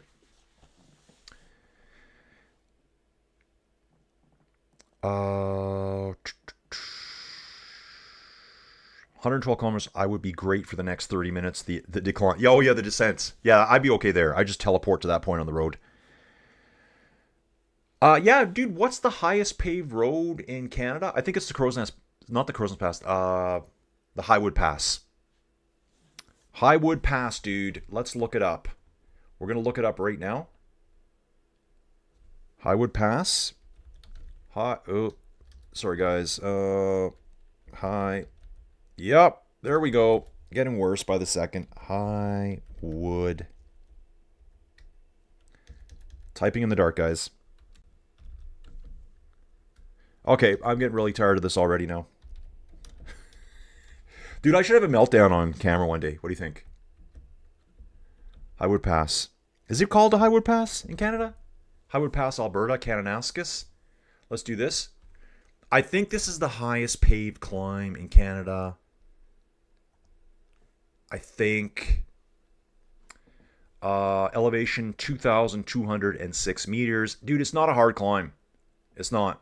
Yeah, Highwood Pass is the highest paved pass in Canada. The pass is closed each year from the 1st to June 14th. Yeah, guys, so it's way, way in the mountains in Kananaskis country on the eastern edge of the Rockies. Driving road. Yeah, it's a really nice drive.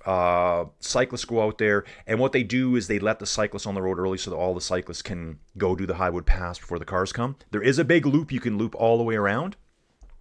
In fact, dudes, let's do that right now. We're going to zoom out. Random garbage here from Colin. Here it is, dudes. So, oh, I'm way too far south, aren't I? Yeah. Calgary. Canmore, Banff, world famous Banff, guys. Banff. Lake Louise, you know, with the lake and whatnot. So before you get to Canmore and Banff, kind of the park starts. The park starts officially between Canmore and Banff. You can come into the Kananaskis. This is Highway 40. This is the home of the Highwood Pass. It gets shut down through the pass is probably somewhere up in here, but you can do the full ride around from Longview. Where's Longview? There used to be a commercial back in the day, guys, and if you know, you know. Diamond Valley. This is funny here. This used to be called, there's two towns here? So weird. So these two towns have become one. Used to be Turner Valley and Black Diamond. So these guys said, let's just join forces and give ourselves one name. Now it's called Diamond Valley. I've never seen that before. I mean, they are separated, right? In like Europe, this would be like, wow, you're so far apart. Anyways, dudes, jumping back. So that's the highest paved pass in Canada. There's probably some other ones that are higher. Maybe technically not a pass. Maybe. I think Mount Revelstoke is the longest. Dude, I'm jumping back again. This is a climb I want to do one day. Revy. Where's Revy? That's what we call it here if you're cool. Kind of like how we call X-Man X. So Revelstoke is right here. It's on the number 1. And here's Mount Revelstoke. This is the longest continuous paved road climb in Canada. I think it's at 25 kilometers long. And before, oh, I'm seeing it already, guys. Before you get down into Revy, there's an overpass here. And I think, yeah, this is it right here. You come off right here and you start climbing all the way. Look at these switchbacks here. This is fantastic. I love it. All the way up to the top. 25 kilometers long. All paved. The big issue here, bears and moose and stuff. Probably mostly bears up here. Maybe the occasional cougar. You definitely need like a car. Do we have any? Oh, we do. Guys, let's have a look. What are we going to see from up here? Not much. Okay, we're going to come back to the viewpoint. See this guy out camping? Anyway, guys. Yeah, that's the view from up here. So, paved all the way. Man, this could almost be Europe, right? These roads look heavy, too. Heavy. Okay, guys, is that enough of a tangent for today? Yeah. On the climb, dudes. Let's get it. The gap now is 143 to the gap. Breakaway. Breakaway day, guys. Here we go. Total climbing today is 2,709 meters. We've climbed over 2,000 meters right now. Okay, Aaron. Dude, Aaron, you got to watch baseball with me, dude. You really have to, man.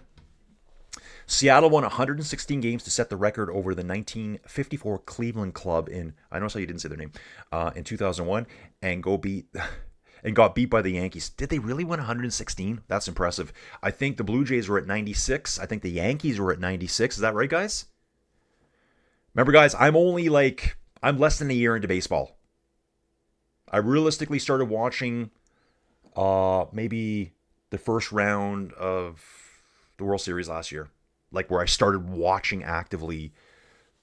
Watching, not watching. And that's why I like it. Seattle to the Jays expansion cousins. So many great players and no World Series. Ken Griffey's, Edgar Martinez. Dave knows his baseball too. Dave, you need to be in here. Colin's typing skills affected by being winded. Get back from aborted sticky bottles. Dude, I've never done it. Aaron, I've never done the Highwood Pass. Something I should do. Maybe I'll do it on my Look TT bike. Okay, one rider off the front, Jardy Christian van der Lee. Dudes, we're setting up for something special today. Either he's going solo, he's looking back. Could this be a Ben Healy day? We have a Category 3 climb after this one too, guys. Jardy Christian van der Lee. And last year, so it must have been La Vuelta. So he did some Japanese races at the end of the year. He did Grand Piemonte. Eddie, we did Grand Piemonte last year. It's a Pro Series race. Actually, Eddie, there's a ton of Pro Series races at the end of the year in the fall. Looks like this group's trying to come back now. And Astana rider pulling hard to bring him back. The Astana rider pulls off now, leaving looks like a Soudal rider chasing. So that must be Ilan van Wilder trying to come back up here. The Astana rider would be Lorenzo Fortunato. That makes sense to me right now. Yeah, so I've never climbed it. I should do it. And I'm not in shape to do it right now. I could do it. Of course I could. Colorado has paved roads to the top of Pikes Peak and Mount Blue Sky, formerly Mount Evans, over 4,000. That's crazy, dude.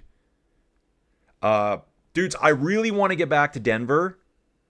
I did enjoy it last year, so remember, you guys know the story. I was there for Metallica in June. Loved Denver. Never really got a chance to go outside of Denver. Need to do some more exploring there. I know the Rockies aren't the best baseball team. They beat the Jays 2 out of 3 this year, though. I really like the stadium. Coors Field, I think is what they call it, is a really cool stadium to me. It's got all the brickwork. Dude, I'd love to go down for just catch 3 games or something. Just fully just sink right into baseball and just stuff my face with all the crap food. Someone said they have really good spicy almonds there, I think is what they said. Dude, that's a cheap trip down there. I got lots of points on my... I'm sure I can fly absolutely for free right now outside the taxes.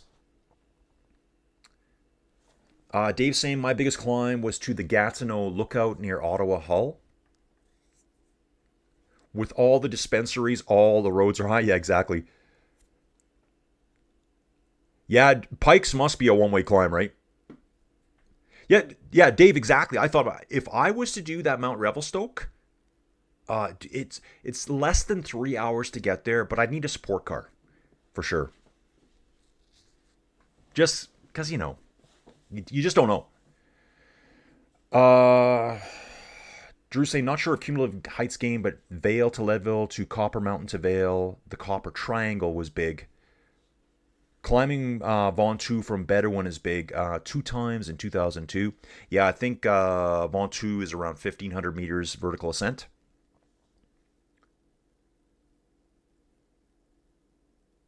Oh, wow.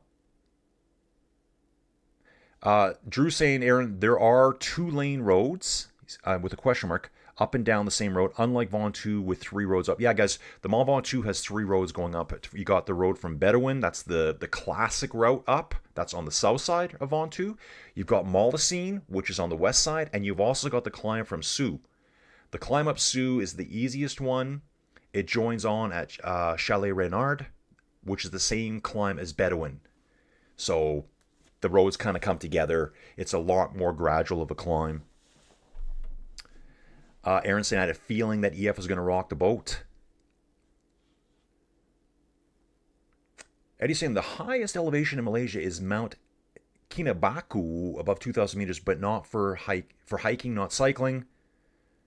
The highest for cycling is 1,640. Yeah, there's tons of hiking around here, guys. I would do more hiking, but I want to get away from people. But you get away from people, and then there's bears. Mike, who was in here earlier today, the hand grenade division. Way back when, me and Mike went hiking, and when we came off the trailhead, we had a little bit of a hike back to a couple hundred meters back to the parking lots. A ranger screamed up in a pickup truck. He said, "Jump in the back right now. I'm taking you to the parking lot. There's a bear floating around right there." You just don't know what they're going to do. Dispensaries. Someday I'll get a photo with Floyd Landis at his dispensary in Leadville.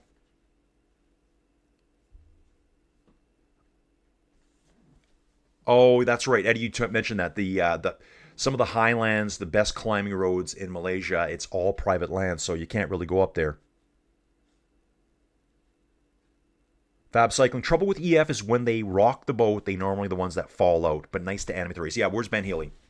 Let's take a look at the full EF. I know Ben Healy's here. Ben Healy, Markel Balaki. Dude, watch that guy. James Shaw, Lucas Nurukar, Jardy Christian Vanderlee, who is leading the race right now. Alex Baudin, who sits 6th overall. And the Canadian Mike Leonard, who finished really well at the TT. Finished 10th at the TT. And 111th yesterday, it puts him into 77th position overall. Ben Healy should be sitting pretty good. Ben Healy is actually sitting in 82nd, not having a great stage yesterday. Alex Baudin, he's their man for this race. 6th overall. Hopefully he's okay after that crash.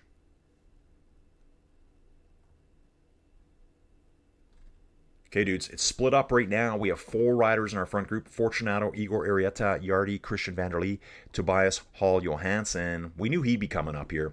5 seconds back, we got the balance of the breakaway. Peloton, 2 minutes back, guys. 1 minute 54. We're flying now. We're flying now. The breakaway is on, guys. The breakaway is on. So you're saying there's a chance. To say the Rockies aren't the best is a big undersell. They are on back-to-back 100 loss seasons and have worst World Series odds of any team. Their win over under was 54.5. My favorite team. Aaron, they're my new favorite team for you just saying that about my Rockies. Dude, I just had such a great time there. Like, I thought, yeah, like it was kind of a surprise. Hey, we're going to the Rockies game. We are? Okay, cool. Yeah, I love it. I love just how slow paced it is. It's kind of like hanging out with you guys here. Dude, I love, man, whoever's in Denver, I'm coming. And I want to go to a baseball game with someone. Ilan Van Wilder back to the front here now, guys. Igor Arieta's here for UAE, right on his wheel. Igor Arieta, 23 years old. Trying to catch up. Looks like a 4-person selection from the break. Guys, I think it's all come back together now. It's all back together now in that break. I'm going to jump back over to the Basque Country coverage here and see what they're saying. Oh, check this out. Juan Ayuso has been disrupted. New word. See, they kind of throw occasional weird words here. He has been disrupted. What does that mean? Sounds like something from Star Trek. Klingon disruptors, right? Am I right about that, or was that the Romulans? I think it was the Romulans had the disruptors. So there was 4 up front.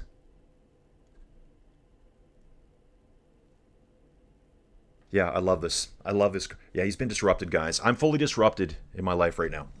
So, and actually, that's not correct either. I need to do an update on this, guys. I'm going to refresh this completely. Yeah, strange. This is quite a ways behind here now. We're going to go back to PCS. They're already on the descent. It looks like Basque Country hasn't had any updates in a while. And we got 13 riders in our front group, 2 riders out, Matthew Dinham and Jonathan Lastra. That looks like an Uno X ride. No, it's Euskadi Euskadi. One of them's gone, so we've only got 1 Basque rider in that. Oh, no, he's gone too. There were 2 Euskadi Euskadi riders in that front group. I think we've lost both of them now. Yeah, Ruben Thompson showing up here, and there should be 1 more Euskadi Euskadi rider. Axel Laurence is still there, still fiddling with the cable on his rear derailleur. I wonder if they're going to show that anymore in this race. Could you show it anymore?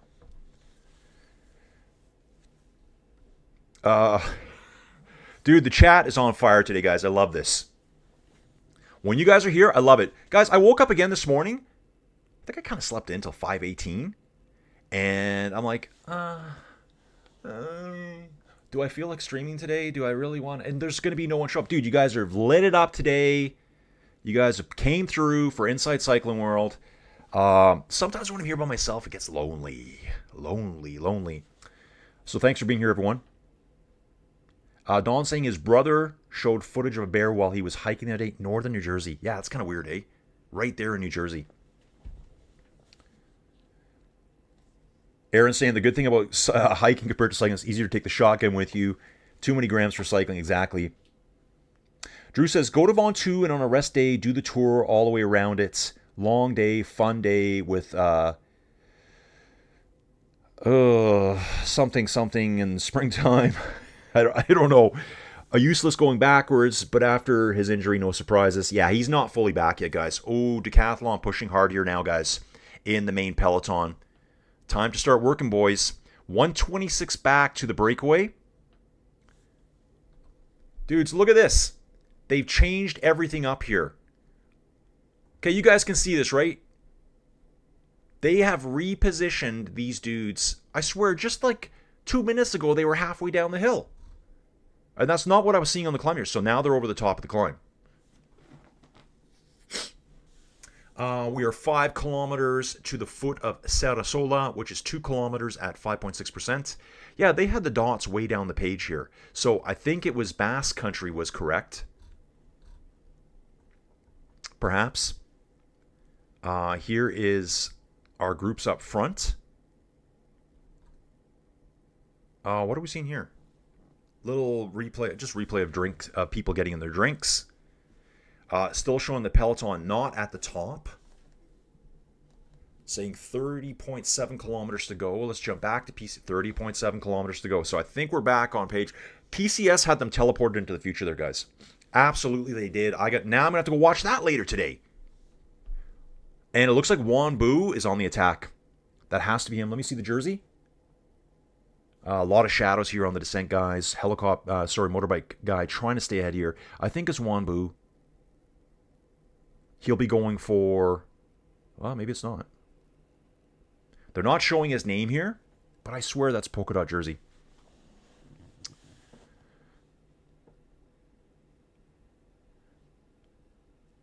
Drew saying Rocky's owner is an abuser of the sport. Drew, let us know more about that. I'd love to know. Dave's cranking up ABBA now. He's out working. Okay, so over the top. Okay, they're not giving us any notification here. Over the top of that climb, what we called it, B-Jocks. I think that's what we called it, B-Jocks. Going to bounce back here now. I'm going to have to translate this to English, guys. And it's kind of semi-English. Yeah, they're not showing Boo's name anywhere ahead of the platoon. This is Igor Arieta and Axel Laurence chasing here. So these two are the head of the race. Igor Arieta and Axel Laurence. And there's one rider in between trying to bridge across to them. I'm trying to figure out who that is right now. I keep thinking it's Juan Bu, but now I'm not seeing his name anywhere. Getting signaled. They're taking a hard left here, guys. Hard left. Onto some more flatlands here. Still descending, actually.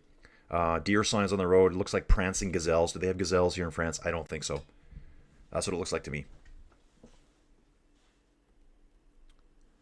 Aaron saying we have black bears in the Blue Ridge Shenandoah Park region. I am about 30 miles from the Appalachian Trail access.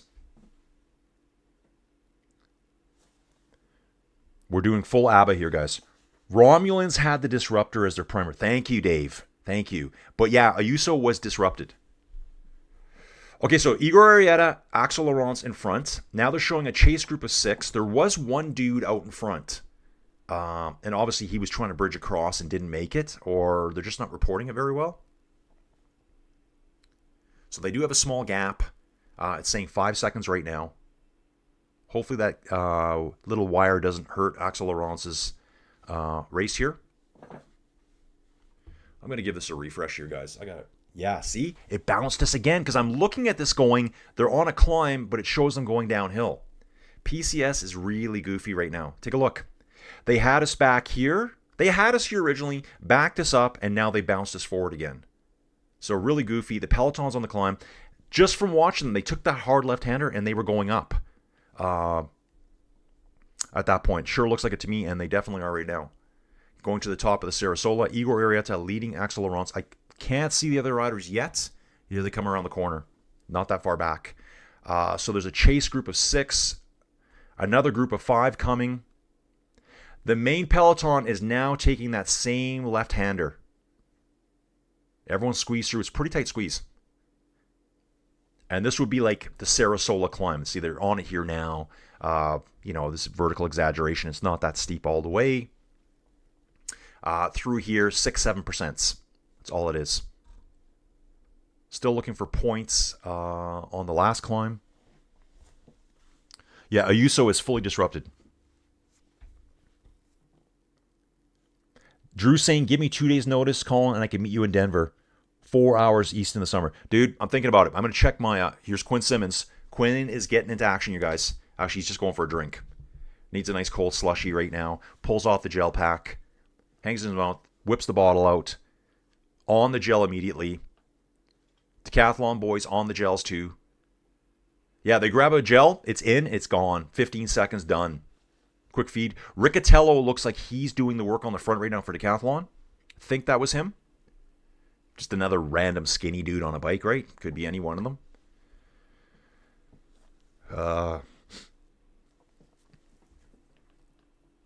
Yeah, Aaron, we need Drew and Colin with the GoPro riding up and suffering on Pikes Peak. I do have an action cam.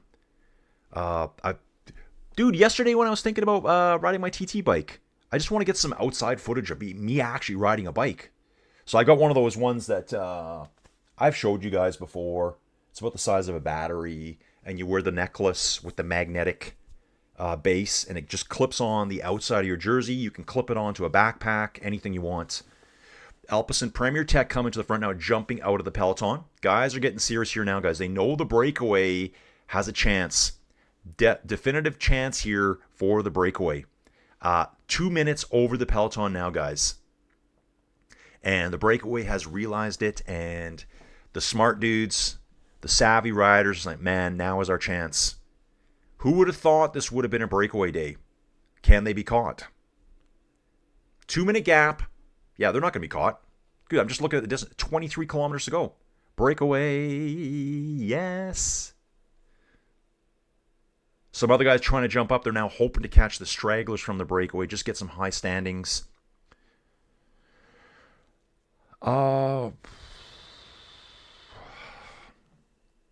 Sounds like a Spanish translation. Exactly, dude.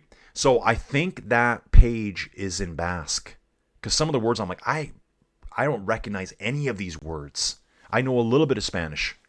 Watching a replay here, everyone's block across the road. This is the attack of the Alpecin Premier Tech rider. A UAE rider, that's Igor Arieta going with him. 23 kilometers to go, guys. Still 320 meters of climbing. What time are we looking at, boys? 8:50. I got 40 minutes till my meeting. Dawn, exactly. I like this. Who wins or loses in Major League Baseball has no impact if I like or dislike the team. As long as the ticket prices and concessions are reasonable, I'm there. That's how I feel about it. It's like, I'm not a huge Dodgers fan or even a huge Blue Jays fan.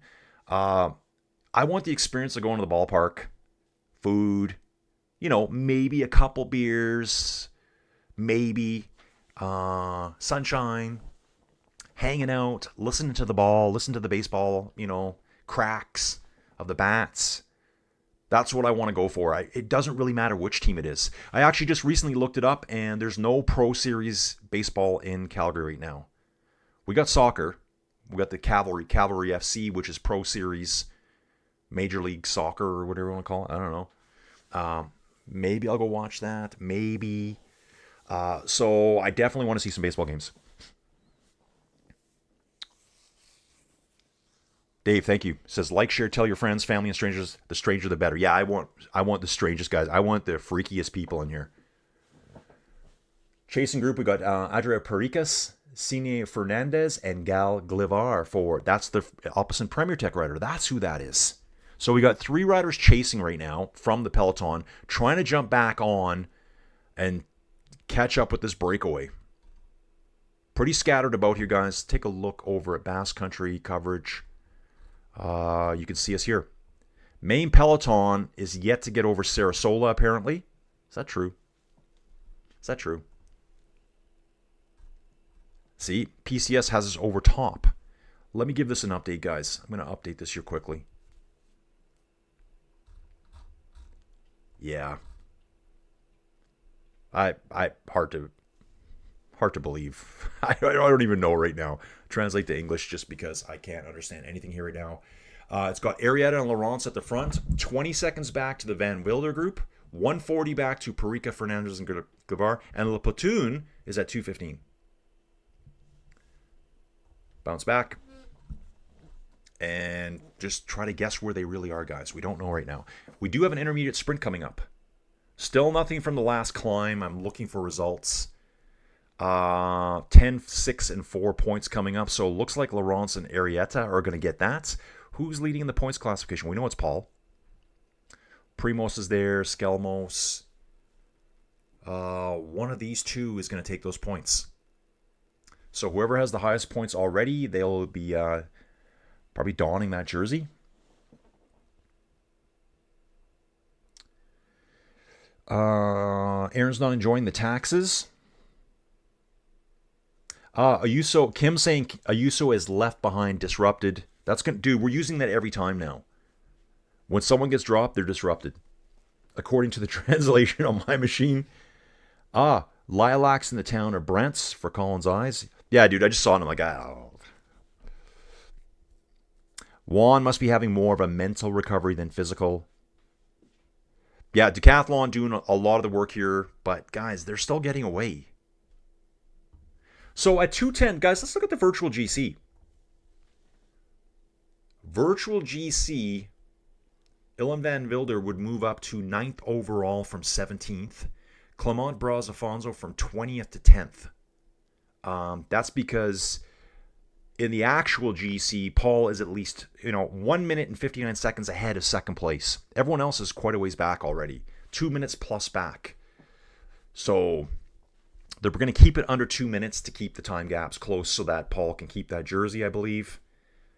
Tomorrow, I think we have another... Is it tomorrow or the 5th stage?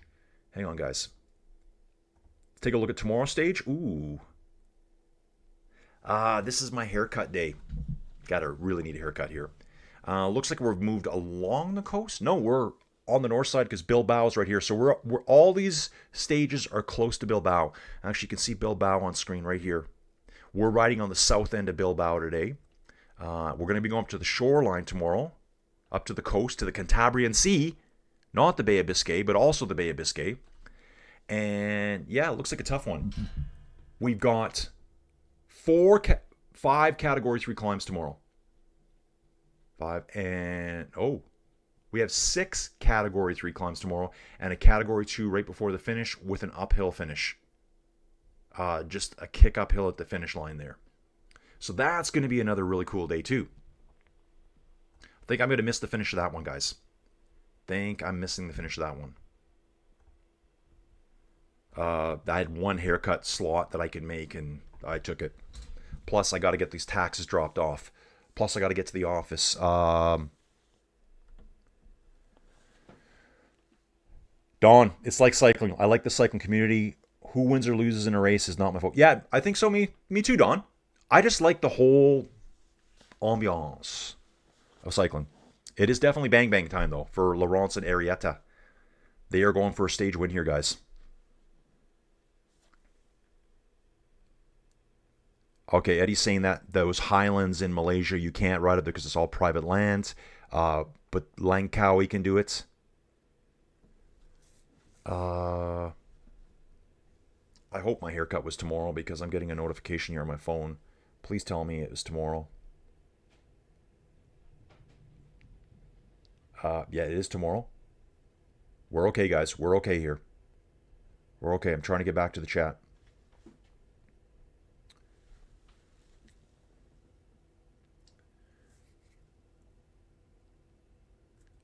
Oh, Drew saying, I mentioned last year that the road from Thonon-les-Bains to Châtel and the col above it is like 45 kilometers uphill with less than 1 kilometer downhill across the river 2 times. Boo is in the 4th group, a minute behind. That's from Pinoy. So he has lost time. I don't know if he got any points there. Okay, he didn't.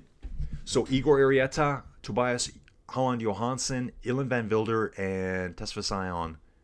I used to have that name locked in place. They got the points on the climb.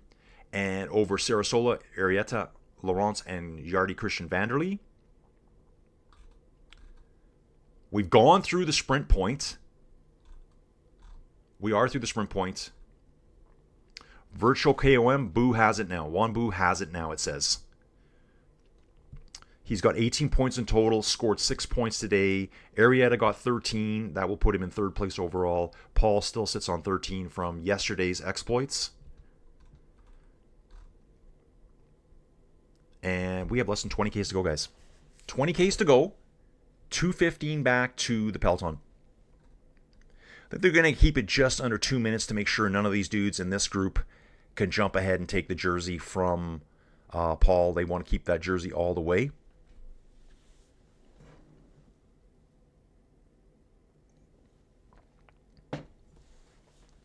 Drew saying the abuser for the Rockies owner.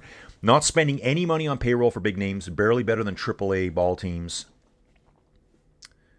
The Peloton's already devoured Juan Boo now. That's coming from X-Men. X. Rocky's situation will come up this year with others.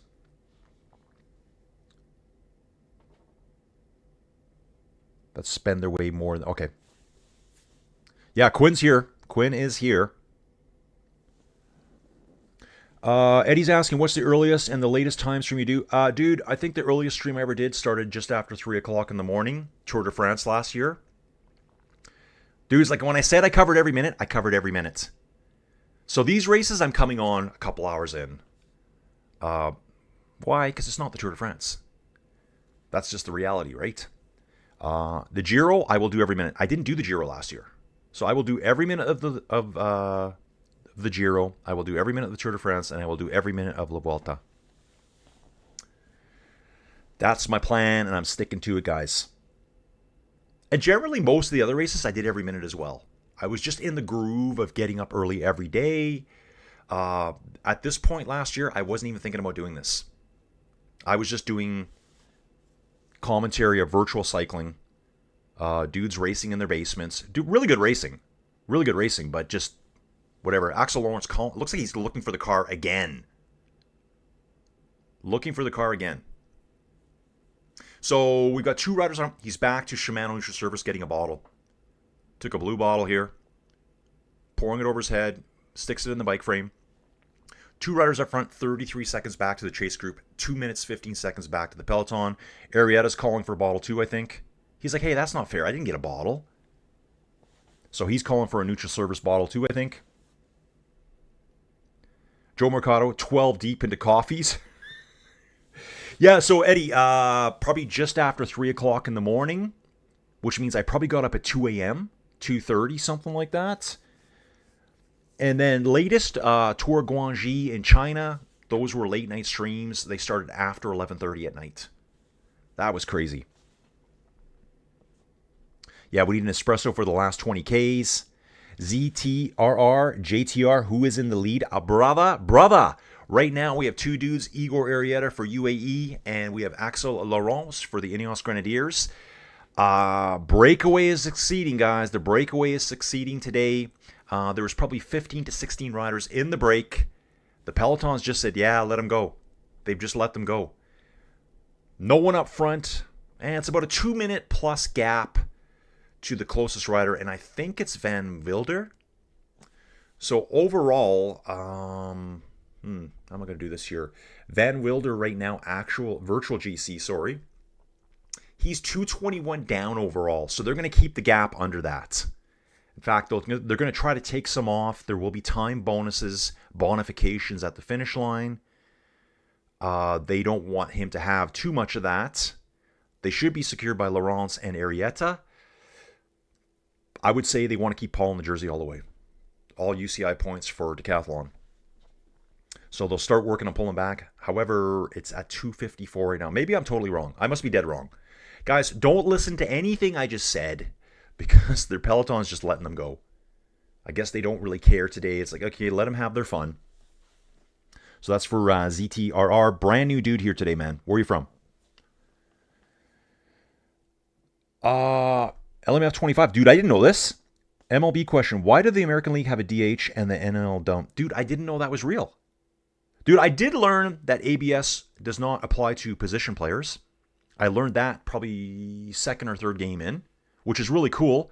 Now, you know what? It was when the Jays played the Rockies. They had Heineman, the catcher, in pitching. And he was pitching like at 56, 60 miles an hour in a blowout against the Rockies. ABS does not apply. You can't challenge anything at that point. So I thought that was really cool. But I didn't know that. I did also learn, too, that way back when, the difference between the AL and the NL, the rosin bag. You'll see there's a little bag behind the pitcher on the mound. One of the two leagues wasn't allowed to use a rosin bag ever. And they refused to, even though the bag was out there for the other teams. They weren't allowed to use the rosin bag for whatever reason. Good question, though. I didn't know that. Dave, you should do that. Dude, Dave, just GoPro everything. GoPro your entire day. And then just, you're going to find every day something weird's going to happen. Every day something weird will happen. All your life and death situations, guys cutting you off, screaming at you, throwing stuff at you. Weird days in Toronto. Dark days in Toronto, we're going to call it. Aaron saying all of MLB has DH now, changed in 21 or 22. Wow. Surprising that it only changed in 21 or 22. Yeah, Kim's saying it looks like they will let the break win the stage, but anything can happen to the final. Yeah, I think they're letting it go. Because right now it's 3-12 to the Peloton. This is going to put Van Wilder into the lead. Maybe not. Maybe not, because he's only got about 2 minutes over that group. Virtual GC now. Van Wilder would be in fourth. Okay, Igor Arrieta is in second. So Igor Arrieta could step into the lead as well. He got time bonifications at that sprint point. Man, do we need to let UAE win another stage? Do we need to let that happen? There are three chasers. This is Perikas, Fernandez, and Glovar, but they're still behind the remnants of the breakaway. They're not going to get back on. I'm not even sure why we have a camera on these guys right now. They're kind of non-factors in what's going on up here. Back to Arrieta and Laurence right now. Arrieta's got the red derailleur hanger on. If you guys want to know what that is, his derailleur hanger is red. I don't know. My meeting starts in... Okay, we're good. I thought it would start in 6 minutes. We got 26 minutes to go here. Final kilometers are lumpy, guys. A lot of flats, 8-9%. Downhills. Final kick, it looks like we're going to hit a max gradient of 10%. I think these two are going to be bros for the next little bit. Yeah, Aaron's saying that there's a DH for both. I wouldn't have known that. And I wouldn't have known if there wasn't. Dave saying Exhibition Stadium in 1980. Dave, I'm assuming you're talking about the Blue Jays back in the day. So yeah, guys, this is the 50th season of the Blue Jays. And what was really cool is yesterday's game was 50 years it'd be the anniversary of the 50th season. It's 49 years. They started on April 7th, first home game for the Blue Jays, April 7th, 1977, and it snowed. And apparently it was a terrible baseball stadium. And there was a dude, I think he hit 2 home runs. Go, maybe? His name is like Go, like Gault, maybe? Dave or Doug. Dave Golt, something like that. Aaron saying maybe a couple of years. That's for sure is a low estimate. Yeah, dude, I could just fly in. I fly in. Dude, I know the system there now. I know that Amtrak train now. That was quite the adventure that I went on last year. to get out of downtown Denver, where taxis don't come, only Ubers do, and the Ubers are just 160 US, 150 US, whatever it was, to get back to our hotel. It's like, what? So Colin dug deep, went to the Four Seasons. If you know Denver, I was at the Four Seasons. Hey, dude, can you call me a taxi? Sorry, sir. No taxis come here. It's Ubers only. What? Okay, what do I do, bro? Get me out of here. I said, you need to get me out of here because over here is having a meltdown. And he said, dude, you need to get to the Amtrak station. I said, just point me, dude, and tell me how many blocks. He goes, 3 that way, 2 that way. Start walking. Got us out of there. In the pipe, 5x5, bro. No pressure. Dudes, we're 10Ks to go here. This is winding down real fast. Winding down real fast here. 3:16 back to the Peloton. Virtual GC. Igor Arietta, second place. Right now. He's moved up 21 positions today. Ilan Van Wilder moves up 11 positions today. Clement Brazafon has moved up 10. Arietta's only negative right now is that he was 3:16 behind to start the day. I think that's correct. Yeah, sometimes these times throw me off. Let's watch this finish, guy. These two are working together all the way. I'm going to show you back to Itzulia, Basque country itself, to the finish line here. You can see that they came back onto the road they went out on. So they went out counterclockwise. We're heading back into town. We're going to actually go through the start line. We're through it for the leaders. Laurence and Arietta are through there. They're going to continue up the road. I think they finish right back in Bilbao itself. Yeah. We're going to finish on the outskirts of Bilbao here. Where are we going to finish? Some little park place. Yeah. It's just a park place. That's what we're going to call it for now. 9Ks to go, guys. Yep, so Aaron says, yes, the National League does have a DH. Eddie's asking, are some of the routes for another race in this one states are the same? Eddie, rephrase the question here. I'm not sure what you mean. Do other races use the same routes? Yeah, they use a lot of the same routes, the same climbs. I'm not sure if it's exactly the same. Oh, yeah. It is kicking up here, guys. I'm going to just go down to the detail here where they're riding now. Yeah. 1.5 kilometers at 7%. Is that... Aha! You thought I was going to be talking with no volume there, guys. Aha. Yeah, the mic went off. I did a full chin bounce on it. Zarentano. It's an M, not an N.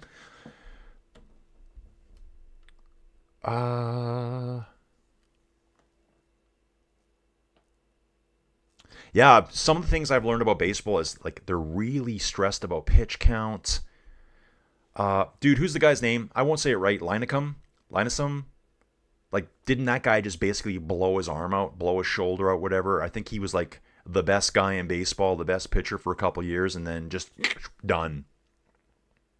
And I think, when would he have been big? Like in the 2010s? Guy, long. Well, they all have long hair now, but he had long hair at the time. Young dude. And yeah, they just destroy your arm. Throwing too hard, too many pitches.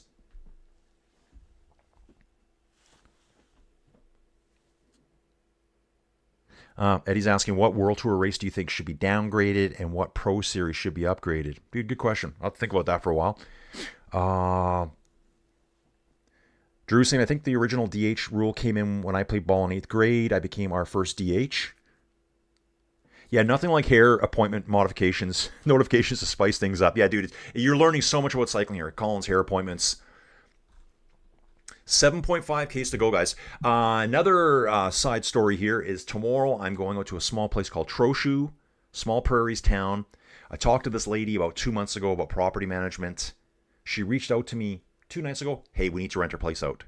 So it's a house with 2 suites. I had no idea what it looked like, but I was on early yesterday. I like to see what's coming up, new listings.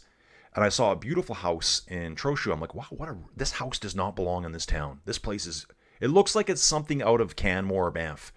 Tobias here getting ticked off at the other riders. Yeah, he's doing the old gesturing at them like this and this. Come on. He's not happy with Tobias Holland Johansson. Not happy with the EF boys, it looks like. So yeah, this big house does not belong out there. So I was scoping it out yesterday morning going, I'd live here. Yeah, they're showing the replay of this again. And I said, hey, I'll meet you at your property. You don't have to come to the office. I meet you out there. We do everything electronically, answer all your questions, blah, blah, blah. And she sent me the address. Same house. So, yeah, it's got 2 suites in it. It looks absolutely awesome. So, another distraction.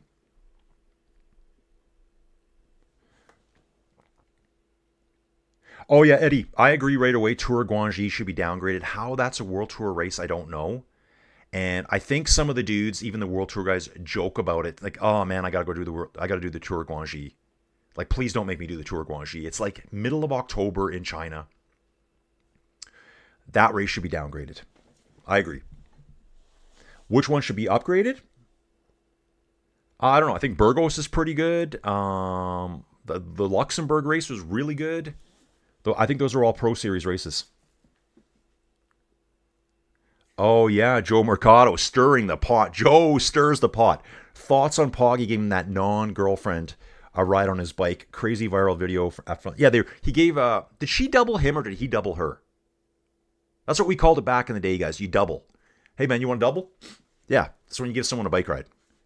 You kind of sit over top of the top post, top tube, and they sit on the seat. And you're just kind of like resting on top. Yeah. And who was it? Was it Pauline? It might have been Pauline. Wasn't it Pauline? Dude, I don't think it was his girlfriend. It was a Team Visma Lisa bike rider, which is not his girlfriend. It's not Urska. Yeah, man. Yeah, we're not sure what's going to happen to Poggy now. He is in the doghouse now. In the doghouse. Acceleration of the Peloton by Alex Molinar. Yeah, see him up here. He's Carruel. He's catching 2 riders ahead of him. Looks like he's jumping up to Fernandez and Pericas. There was a 3rd rider there, Gal Glavar. Gal Glavar has either fallen back or has taken off himself. I think he's fallen back into the Peloton. It's about 40 seconds between them, and we only have 7.5 Ks to go. I'm going to refresh that, guys. I don't believe that. Yeah, there we go. 5.3 to go. Come on, PCS. It needs to refresh more. Refresh. Final kilometer has an average grading of 6.5. So not brutal, guys, but maybe tough after all the climbing they've done today. Seeing 3 riders from Lidl Trek at the front. Movistar riders are getting united up there as well. Decathlon and Paul sitting on the far right-hand side of the road. Yeah, the breakaway guys are still battling it out here. Tobias really ticked off at the EF guys before. And there we go. PCS telling us Movistar and Lidl Trek are starting to pull now.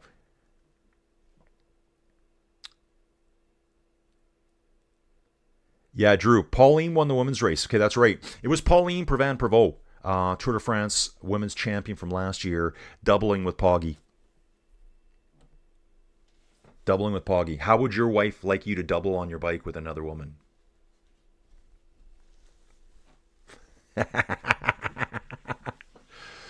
I will pull out the maniacal laugh once in a while, guys. Let's stir the pot. Let's make Poggy's life a nightmare for him.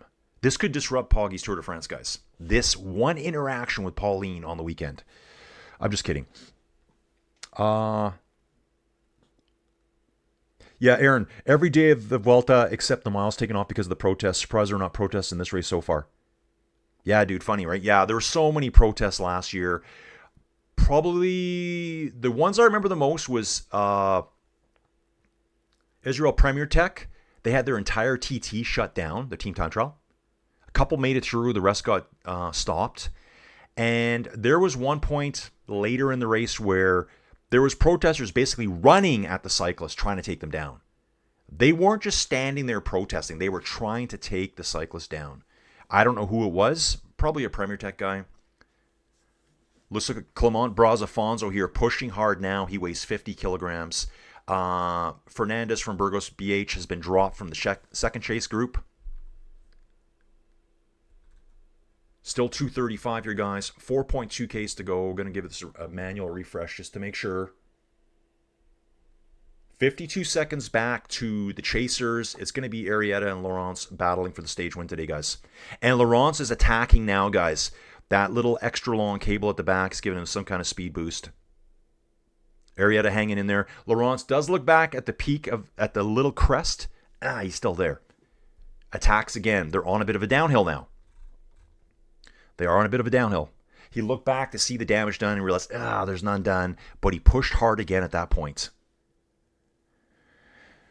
I guess the DH, we're talking about designated hitter here, guys. I guess maybe they use the DH rule for injured players. I don't know. Aaron's knows the stuff. American League added the DH rule after the 68 season when Bob Gibson had a 1.12 ERA and Yaz won the batting title in Triple Crown, hitting only .277. National League keep pitchers batting until change after COVID season. Dude, Aaron, I don't know how you know all this stuff.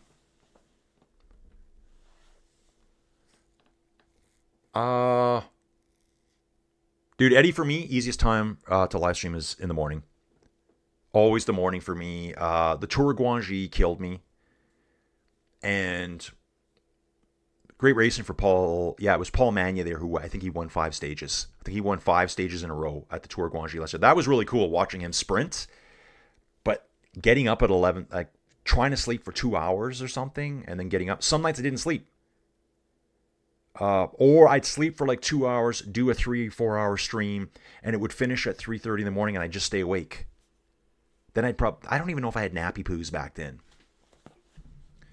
Notice I call it a nappy poo because I'm ashamed when I have naps. Bauke Malama pulling in the Peloton for Lidl Trek here. Gaps now down to 2:35, guys. 2:35. We were out over 3 minutes before. So hard the Peloton's pulling now. Doug Alt. Yes, dude. Doug Alt, first game ever, home game for the Jays. He hit 2 home runs. See, dude, I do remember that. I thought it was Galt.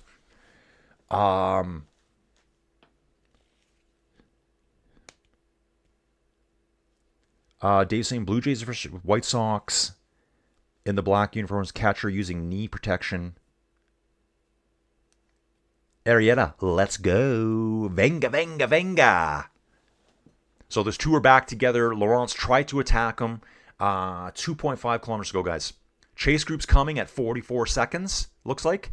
Peloton under 2 minutes now. Well, maybe that's the second chase group. I think it's the second chase group there. Manual refresh, and we're going to be finishing 9:19, guys. So, dudes, when they win, I got to evacuate the space and get ready for this meeting at 9:30. I'll have to get out of this jersey. I'm like, what is he wearing today? This guy we got working for us, man, he's wearing pink shirts to work. And we're not talking like cool pink. We're talking like kind of weird pink with weird sponsors on it. Okay, I got to catch up, guys. Sticky bottle time. Oral Hershiser, pitch count, what's that? Dude, who was it? Is it Maddox? No. Who was I thinking? Not Ripken. Thinking. Yeah, I think the record for pitch counts was 255 by one pitcher, played the whole game. Said, 60? Are you joking me? I think now if you pitch 100, that's a big deal. If 100 now is a big deal. Tim Big Came Linacum. I think that's how you say it.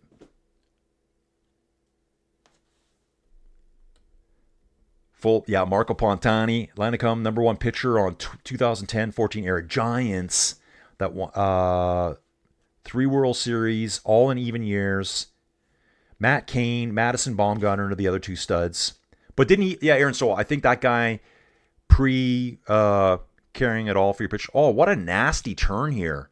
They come over a bridge and do like a full 180-degree turnaround after descending down.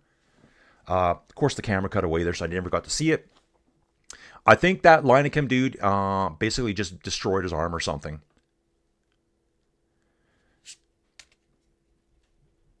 Aaron, how is Guangxi World Tour? Cash. Must be just cash. Like let's give China 1 World Tour race. And dudes, no one cares about it. No one really cares about it. I've seen that. Guillaume Martin is gone, it says here, guys. And reaction from Van Wilder and Tobias Holland Johansson. Dude, we have 2.2 kilometers to go. Do we really even have that? No, we have less than that.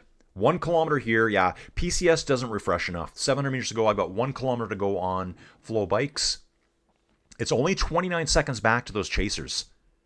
So those guys, Van Wilder and Tobias, are trying to get as much time as they can today on the main Peloton to move up the overall GC. GC now at 2:35 back. GC Peloton. Paul back there. And we are climbing at the finish line here, guys. And we are 9:22 in the morning. I'm still rocking it. Yeah, all cash from China. Pauline Prevent Pro. Oh, man. You guys are too on fire here today. We've got almost 48. We got 48 people in the chat, guys. Insanity. Insanity. Thanks for being here, dudes. And we got Fab Cycling cheering for the Rockets for Dylan Groenewegen here at Scheldeprijs. Don saying the two of them on a tandem bike would be unstoppable. Poggy and Pauline Prevent Prevost. Axel Lawrence riding like he's on the track, looking back the whole time. They're also probably watching for the chasers. Down to 24 seconds to the Van Wilder group. Clement Brazafons are doing a lot of work at the front here. This is his territory, guys. Lightweight rider Tobias Holland Johansson there as well.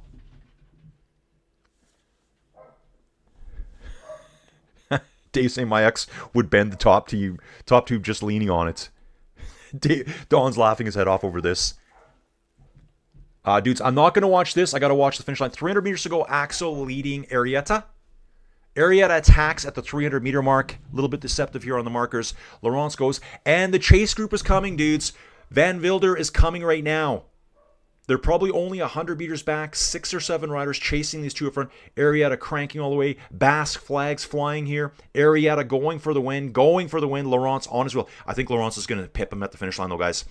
Camera, go back. Camera, go back. We've lost the leaders for now, guys. It's Van Wilder, Johansson. Arietta still leading all the way to the finish. He's running out of gas. Laurence is going to attack now. Laurence attacks now. Perfect timing by Axel Laurence here. Arietta puts his head down. I tried, man. Laurence takes it at 3 hours, 38 minutes, and 33 seconds, guys. Wow, give it up for Arietta. He tried to drop him all the way. He tried. So 1-2, Laurence and Arietta. Van Wilder. It looks like it is the guy's name. Tess Fasion. Nathaniel, we're just going to say that. The Eritrean rider here for Movistar. Comes in 3rd. Van Wilder 4th. And dudes, I really got to get ready to jump here.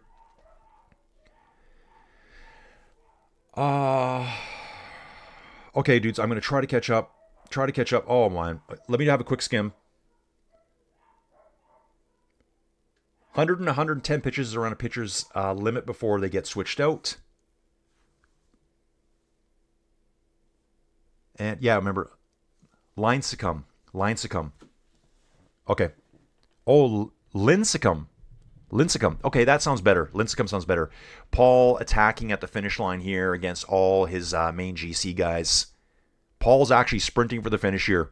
Great job there. I've got 6 minutes to go to this meeting. And dudes, that's where I got to call it quits here today, guys. I'm going to have to jump real quick to get ready for this meeting. Dudes, thanks for being here. I think I'm doing Blue Jays today. I said I was going to do it, unless something else comes up. I feel wired right now. Great win for Laurence here. Timed that perfectly. Dudes, got to jump. Look for me later today, if not tomorrow morning. Haircut day, so we won't carry on it. I'm just going to stop talking right now.